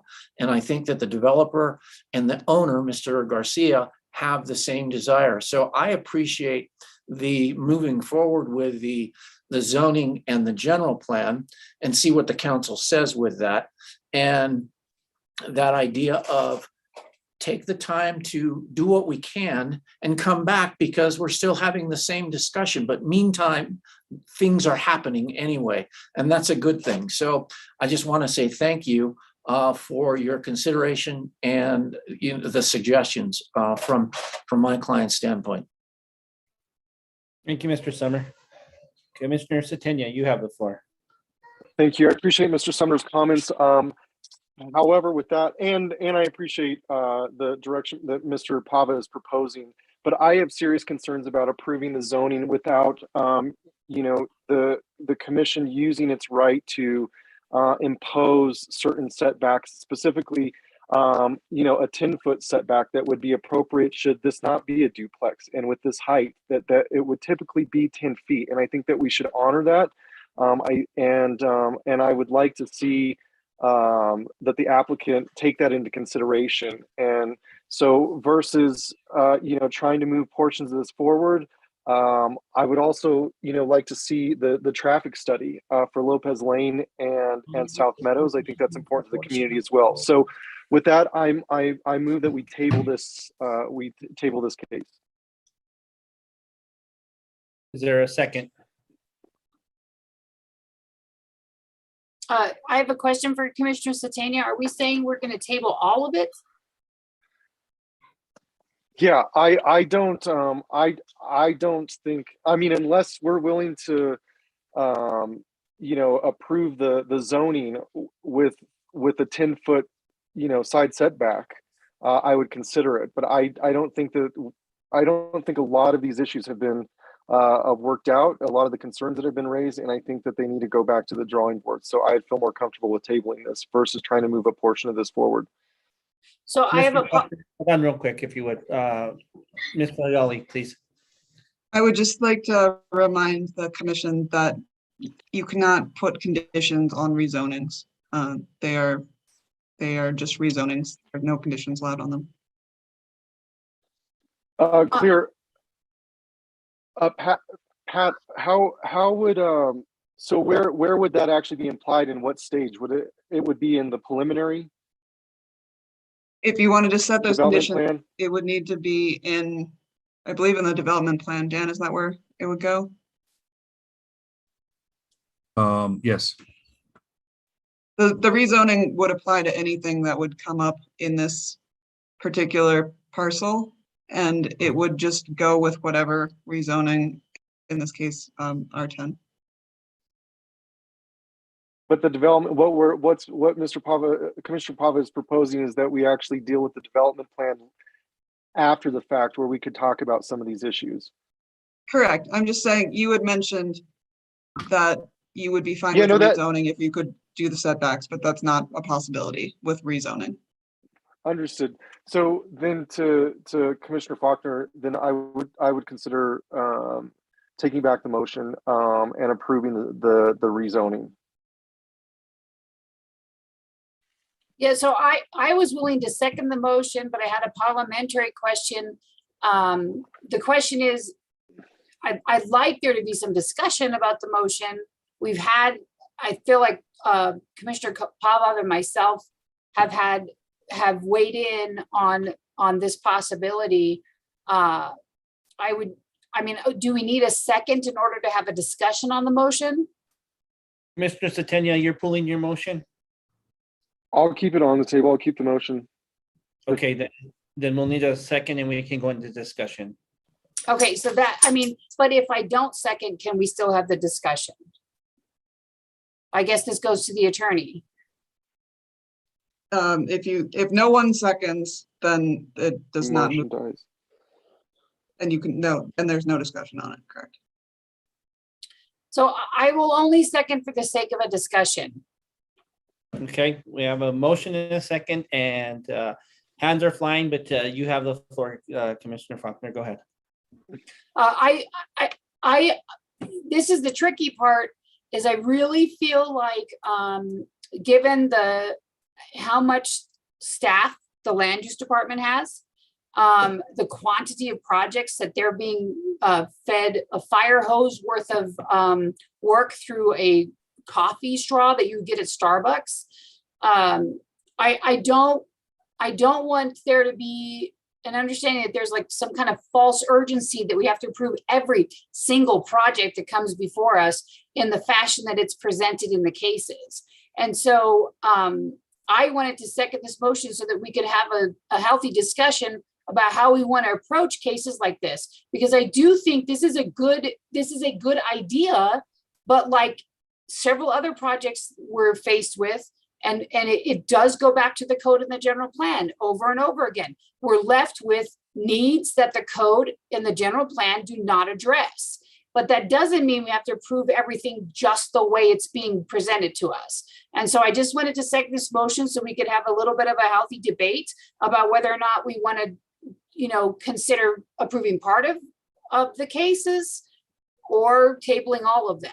So that's my 2 cents on seconding the motion. Thank you. Commissioner Pava, you have the floor. Thank you, Mr. Chair. I'm wondering if the maker of the motion, Commissioner Satania, and the second of the motion, I consider a substitute motion. That being that we move forward with the rezoning, the general plan amendment and the rezoning this evening, and defer to a time certain the development plan and the preliminary plat. Once we've, of course, concluded any discussion on the motion that's proposed to be amended. Is that a motion? Thank you, Commissioner Pava. Commissioner Satania, let me get to Commissioner Lawrence before you answer that, give you a time to think a second, and I'm sure she's gonna add some good stuff to the conversation.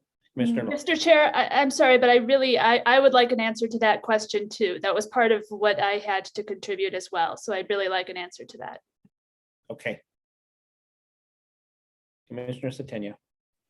And the question is whether I'm willing to consider amending the motion or to approve the general plan and the rezoning only. Is that correct, Commissioner Lawrence? Commissioner Pava?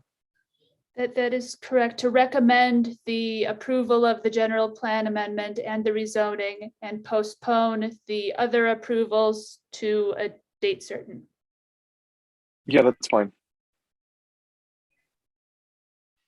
So I don't know how we want to handle this, if we want to put it to a vote and let mine die, or I can pull back the. I think you Pull just back the amended motion. your motion, so we would need a second on that. I'm sorry, Pat, I didn't hear you. I thought you just amended your motion. So if you just amended your motion, we would need a second on the amended motion and then put on it. Sure, that's fine. So just for the record, to amend, I'll amend my motion to approve the general plan and the rezoning and postpone the development plan. Okay. Go ahead, Commissioner Faulkner. Commissioner Faulkner, I second that. Okay. So we're still in discussion. Commissioners, any other discussion before we, Commissioner Lawrence? Thank you, Mr. Chair. I just want to explain why I think that this is a good path forward. I think that I really like the idea of giving the applicant time to address some of our concerns regarding the development plan, in particular, what this will actually look like, how it will affect the residents who live there. I think those other elements that are recommended to the governing body can move forward nonetheless. They're not affecting the sense of this development itself. They are the larger issues, and I think that they can move forward and that we would support those changes in any case. And then I think that giving everyone a little bit more time to bring us what we might consider to be a better project is in everyone's interest at this point. Thank you, Commissioner Lawrence. Any other commissioners on discussion before we? I would just have to add on the tabling of the moving forward, looking at what we have coming up, I don't think we can get to this before the, at the soonest, March 17th meeting. So if we can put, if we can add that as a friendly into there, I would appreciate that. So we have the date certain. Yeah, I accept the friendly amendment to set the date to March. I'm sorry, make sure that it's heard at March 17th, you said? I think March Sure. 17th, our second meeting in March. Yes, March 17th. Yeah, I accept the friendly amendment. Do I need to second that? Yes. Yes, then I do second it. Okay. Commissioner Pava. Just remember that March 17th is St. Patrick's Day. It has no bearing on this case. That's right. I will remember that. Commissioner Hogan. Well, now I forgot what I was going to say. I got distracted by St. Patrick's Day. No, I just wanted to ask if we could have the motion read from start to finish before we vote.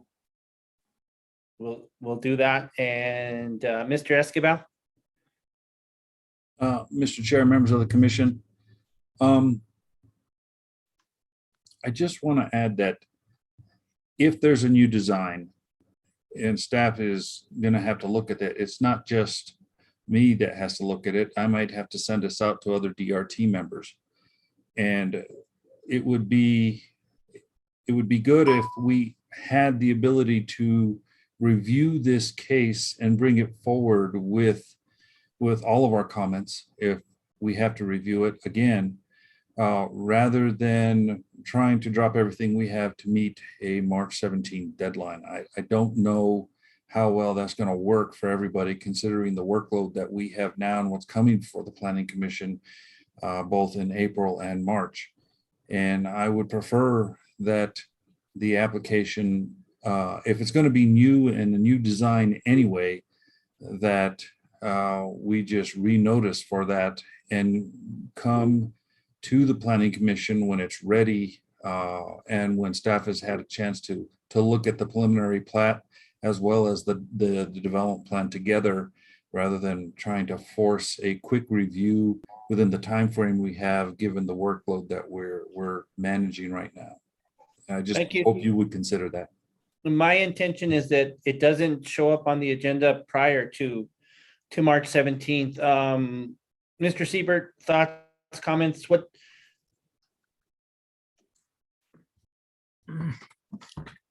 Well, I think Dan's got a good point. And I don't know how long it's going to take to come up with a plan. I guess one option would be to continue it to a date certain and then allow for a continuance from that date if staff has not had adequate time to do their review.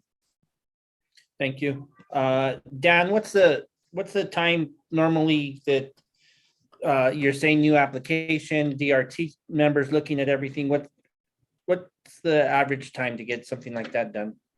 Well, I know it's going to get bundled up into everything else that comes in for the submittal deadline. So it's really hard to say how long it's going to take. They just have to allocate that time for the specific meeting date that we're targeting. The other thing is that the notice. Just an average, if it goes through all those steps that you said earlier, just, I know there's dates they have to meet, but just an average, is it? I would say at least 2.5 weeks. Okay, For so the full DRT, but you also have to consider that the notice is going to lose its effectiveness for the neighborhood if it continually gets postponed and postponed and postponed to a date certain. Eventually, the community loses track of when that application is coming up for review, and it's going to be hard for them to track, as opposed to just re-noticing and letting everybody know, hey, look, we got that subdivision with a new design, come take a look. So you might want to keep that in mind. I think that's a fair comment. Thank you for bringing that out. You can tell that's the case with the attendees from last meeting to tonight. Ms. Fadali. I would recommend not March 17th because we do have a big case that day already. At least so far as I know, it should be coming up on March 17th. I would say probably at least April. And maybe to do it the way that Dan is saying, just renotice it when we have a date. Okay, I think that's good instruction. Commissioner Satenia, thoughts? I'm happy to go what supports staff in the best way. I mean, obviously, I feel strongly enough about this, and I know it's going to cause more work, but I do think that we can do better for the future of the communities that we're passing along through here. So, if staff prefers that we just leave it open and not have a set date, I'm happy to amend and follow with Vice Chair Hogan to restate the motion with just recommending approval of the general plan amendment and the rezoning. Let Commissioner Faulkner second, and then we can go to roll call if that works for everyone. Commissioner Faulkner? I'm good with that. Okay. Vice Chair Hogan? You good? You clear? Okay. Ms. Fagali, are we, is there anything else we need to put in there since we're going to go to a renotice and let them show up on the calendar when they show up? Can you restate what we finally decided? I got a little lost. Yeah, so I'm amending my motion to recommend the governing body approve the general plan amendment for case 2021-4377, and also recommend the governing body approve the rezoning case 2021-4378. Okay. And I am seconding that motion. Okay, so we're not addressing the other two cases in this motion. No. Great. That's great. Okay. We have a clear motion and a second. If we can get a roll call, please. Commissioner Faulkner, Yes. Commissioner Hogan, Yes. Commissioner Lawrence, Yes. Commissioner Pava, Yes. Commissioner Satenia. Yes. The motion has been approved. Thank you. And now if we can get a motion on the next two cases, please.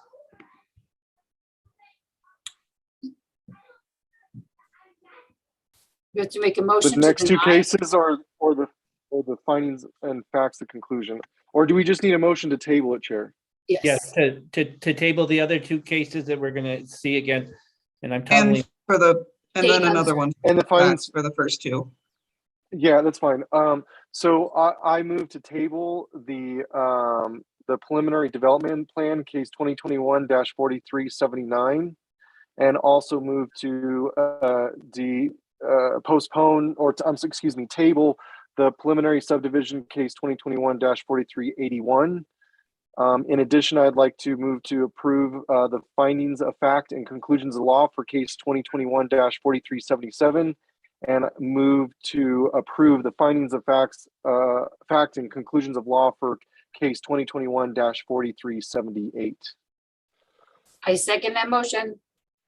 we have a motion from Commissioner Satenia and a second from Commissioner Faulkner. If we can have a roll call, please. Commissioner Faulkner, Yes. Commissioner Hogan, Yes. Commissioner Lawrence, Yes. Commissioner Pava, Yes. Commissioner Satenia. Yes. The motion has been approved. Thank you. Moving on, we're at staff communications. Mr. Escobar. Mr. Chair, members of the commission, I have none. Thank you. From the communications from the commissioners. I have a communication. So one thing that I've started noticing is like if we have a case that is about zoning, for example, there's a tendency on the part of the applicant to provide us with a lot of additional information that actually is more like development plan information. And some of the cases we have coming up in the future are highly controversial, and there's gonna be a lot of time dedicated to public comment. Is there any way that we can limit the presentation of the applicant to just the information that's pertinent for what their request is? So like if they're requesting a zone change, do we have to see what a development might look like when they're not even asking that question? You know, if they're not making that request. And so to me, we're wasting a lot of time on cases, especially the controversial cases, around information that has nothing to do with the request at hand. And so that I'm kind of wondering, just looking at what we have coming up and the time we have, and I know we've been doing a hard stop at 10 and cases are starting to pile up. Is there a way we can limit the applicant's presentation to only that information that is pertinent to the request at hand? So you in your opinion, we're just getting too much fluff, and this is where the roads Yes. are going to be planted, and we're not talking about the merits of rezoning. We're talking about the macro level instead of focusing on what we need to. Well, if the question is about rezoning, I don't need to see what an apartment building's architecture is going to look like when we're not even in the development plan level. I feel like we can get distracted by that, and it also just takes up a ridiculous amount of time, especially if they're not asking for us to approve that. They're asking for us to approve zoning or something that doesn't require that additional information. And I'm just kind of thinking about the time we have, and I see if we're not careful with our time, we're going to hit a bottlenecking of cases. And so one of the only things I could think of was, if you're not requesting a development plan or something where we need to see the architecture of your buildings, just stick to the question at hand. Just give us the information we need about zoning if you're asking about zoning. We don't need to see the rest of it right now. When you put in your development plan, we can see that, but we don't need to see it in the zoning requests. Or am I making sense to anyone else? Mr. Chair, could I add to that? Yes, please, but hold on. Before you do, Commissioner Lawrence raised her hand and waiting patiently. Oh, my God. And we can have a discussion about this. Patricia, if we cross the lines, please let us know. Thank you for recognizing my raised hand, Mr. Chair. I just wanted to chime in. I really appreciate the desire to have people be concise and really think about what we want to know.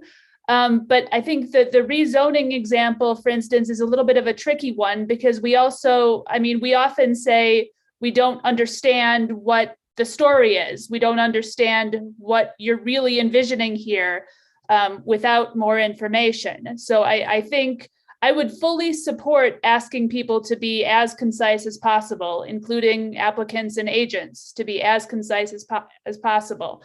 But I think trying to define what that limit might be ourselves might not be the way that we want to proceed, because then we might just end up complaining that we don't have the information we need. And that's not necessarily helpful either.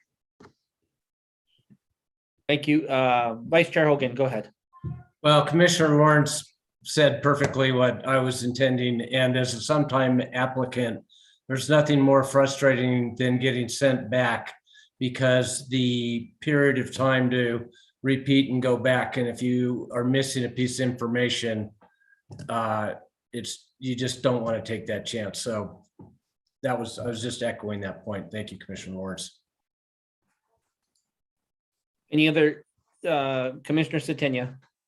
Yeah, I just want to reiterate some of my past comments for having site sections, elevations, making sure that we're provided as much material with that regard as possible to understand these projects. I don't know if everyone caught on that the entrances were in the back of homes tonight, but I think providing that level of detail is pertinent for us to be able to make some of these decisions.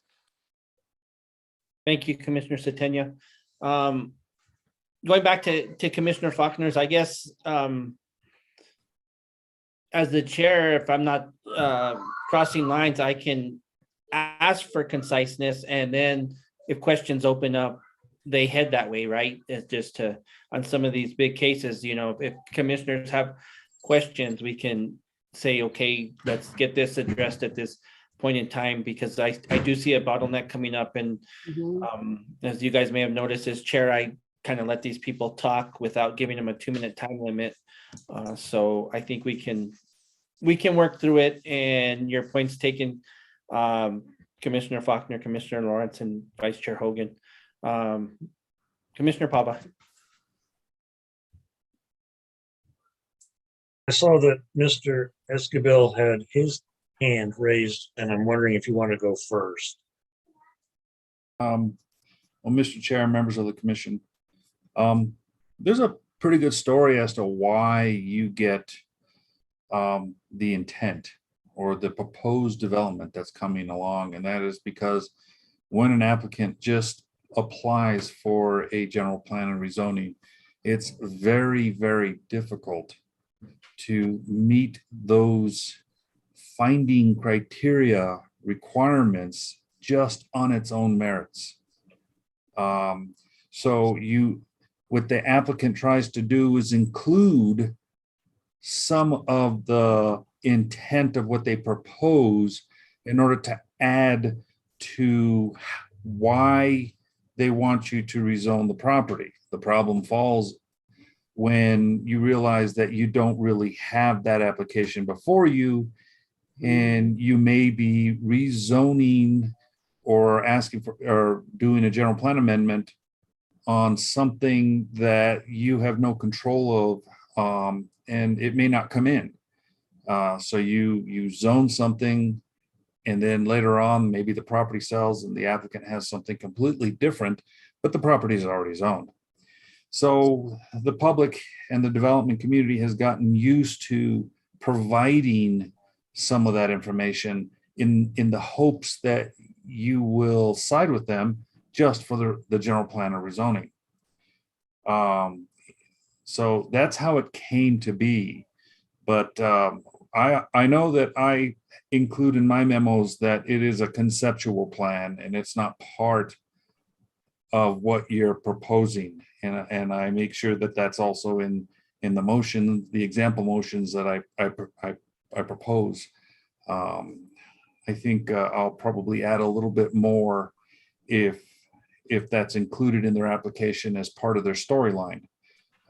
In terms of a development plan, I will most definitely bring it up to our planning staff that what is being requested in terms of development proposals, not just for apartments and hotels and other things, but if there's a subdivision with a development plan, that we include all of the appropriate material in order to address some of the architectural styles that are being proposed for the subdivision. So you won't see that again, at least from the staff point of view. They'll have to, we're going to require that up front so that you get your elevations in order to be able to take a look at what's coming down. So we can definitely make that adjustment for subdivisions and for subdivision development plans so that they have some conceptual plan of what they envision if it's going to be some sort of standard housing project. Yeah, and the only point that I would make, getting back to my original statement, is I have seen projects where when they're asking for rezoning, they present a lot of fluff. And then we get to the development plan, and what they presented that kind of convinced us to go with the rezoning isn't what's in the development plan. And so I understand, I mean, I'm a lobbyist. I understand the sale, that you want to make a sale and you want to use every bit of information you can to convince the group or the leadership or the decision makers that what you're doing, what you're asking for is reasonable and a good idea.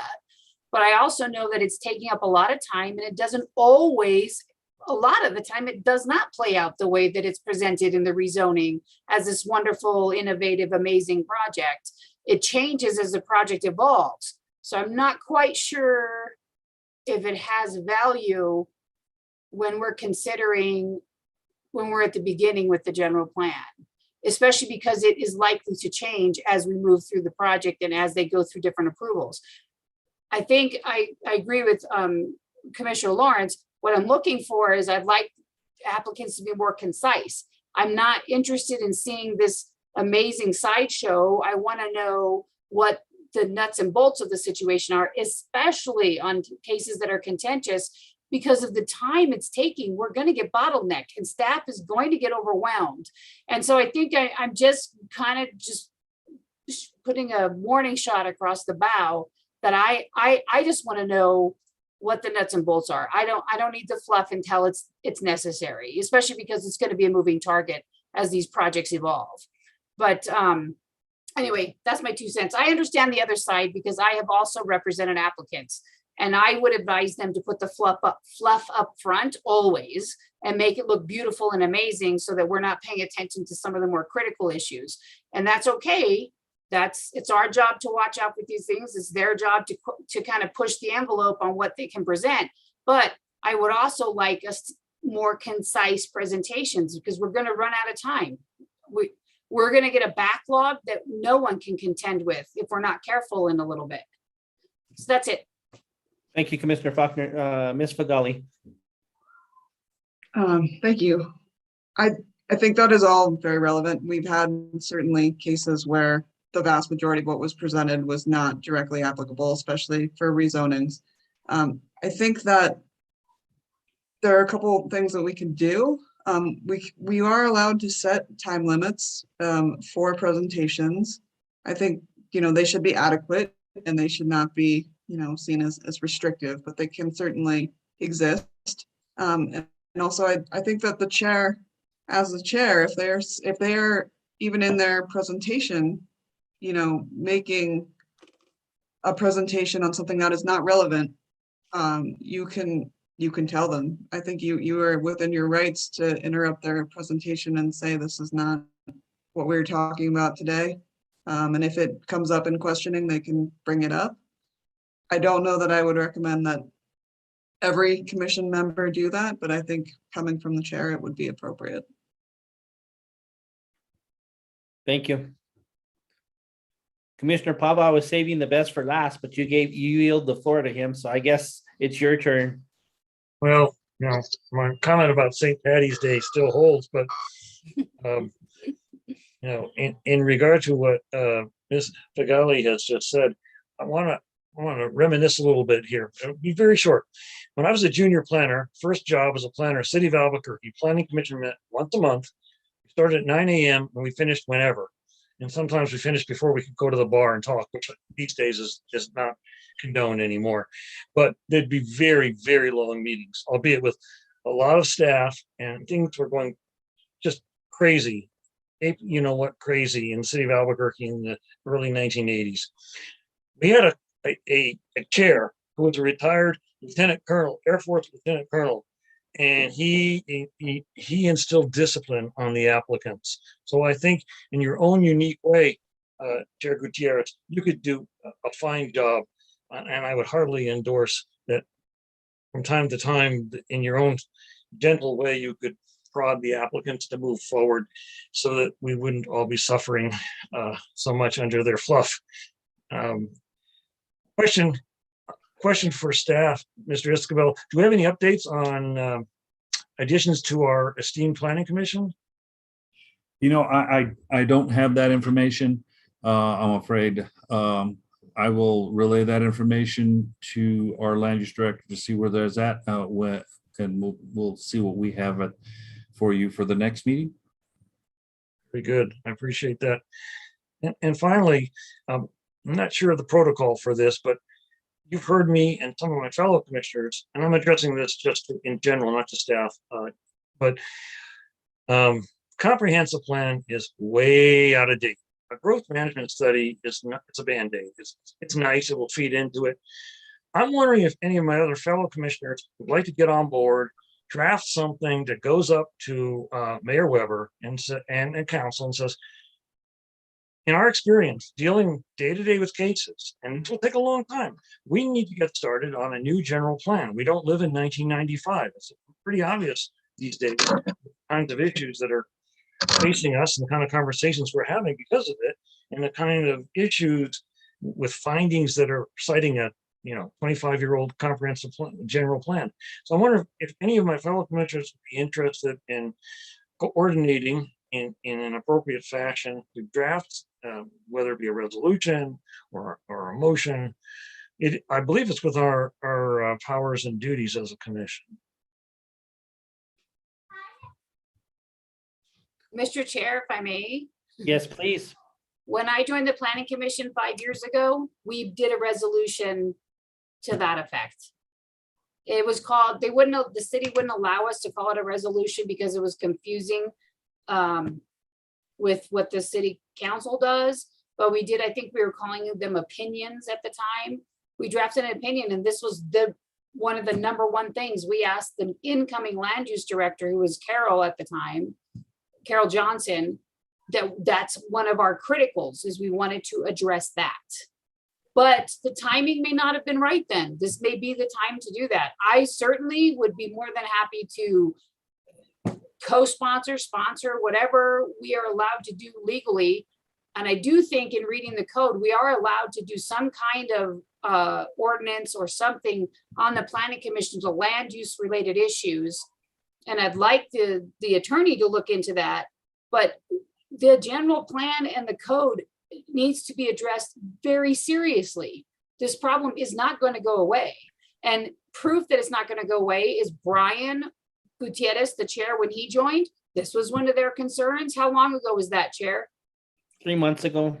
You joined 3 months ago. Nice, Brian. I remember when he joined. But this has been an ongoing thing. And I think what we're running into is we've hit critical mass, where this is now not an option, it is a have to. And so Commissioner, I am more than happy to join in that. And part of why we formed the policy committee was to force the issue and to set aside a committee that could look into this and dig into how we can address this without taking time away from cases. Well, I And would so I think suggest, that's- I'm sorry, I interrupted you. No, go ahead. I'm talking. I would suggest that, and I, among others, speaking for myself, I would be happy to collaborate and write up a position paper, whatever you want to call it, a recommendation that is passed up and through however the charter allows us to enact it, to go on up, and it will be up to individual commissioners to sign on to that or not. And we would coordinate, of course, through Chair Gutierrez and with staff. I do remember them, the Commissioner Pava, you guys were talking, I don't know you specifically, but I remember when I started, this general plan was something that was talked about since needing an update since back then. So we know it's long overdue. There's no doubt about it. Any other commissioners? Was this something that we could consider taking up on the policy committee? And I think there's a rule about how many people can participate in the policy committee. Are you gonna run into roadblocks with staff and Patricia Legal being there? What's your take on that? No, it's just we have 4 commissioners and Commissioner Popov is clearly passionate about this. The policy committee could start drafting a position paper or position and present it to the commission. I mean, that's something we could do, certainly. Let me cut to the chase. I have written about this as op-eds in the New Mexican for several years, and I can forward those to you or whomever, Commissioner Faulkner, and you can cut and paste and use it as a basis. But I think it has a lot of what we all know and are thinking as commissioners. And you could take it or leave it for what it is. And that might be a good start. So what I would request is that we have an opportunity that if the policy committee is going to look at it, that I first have a chance to talk to the members of the policy committee and make sure that the policy committee wants to take it on, and then work with staff to make sure we do it in the best way possible. Or we can have Commissioner Pava just get it done and present it and go for it. Just depending on timing and availability and staff and everything else. We know we're kind of challenged right now with staff and getting the policy committee to get together. So that is true. The policy committee is on hold waiting for some decisions that have to be made by leadership. But you could have members of the commission communicate to the policy committee, and that's not I know we have to advertise when the policy committee meets, at least we used to when I was on it. So maybe the way to start it is less formally, but but certainly with transparency when the time comes. Well, and I don't think the policy committee, it's not, correct me if I'm wrong, Pat, but it's not the long range planning committee. And so our meetings, I mean, although we're fine with the public participating, I don't think they have to follow the same. No, the whole rules. reason that there are only 4 commissioners on it is so Right. that it does not need to follow the open meetings rules, and you do not need to advertise. Well, that's great. But you And if could and when one of if the you want to. commissioners thinks that they're too busy, I'd be happy to step up or be an adjunct and get this thing moving. Can you do that, Commissioner Pava, and then send whatever You send a request to us, that would work. to Pat or the powers that be to email it towards us so we avoid any rolling quorums or headaches or problems? How would you advise, Ms. Figali, how we would proceed if I were to author something and share it with commissioners? Would I send it to you and you would determine how to forward? Yeah, I would need to see if that would somehow trigger the quorum, if you were writing it and then 4 other members were to look at it, it might. Right. Yeah. Well, as I understand it, if I were to draft something, I should send it to you for review and consideration. And if you were to determine it to be you would determine the path forward with how it would be shared with the other commissioners. I would not work directly with the other commissioners drafting something. Yeah. I think that would be the best way forward.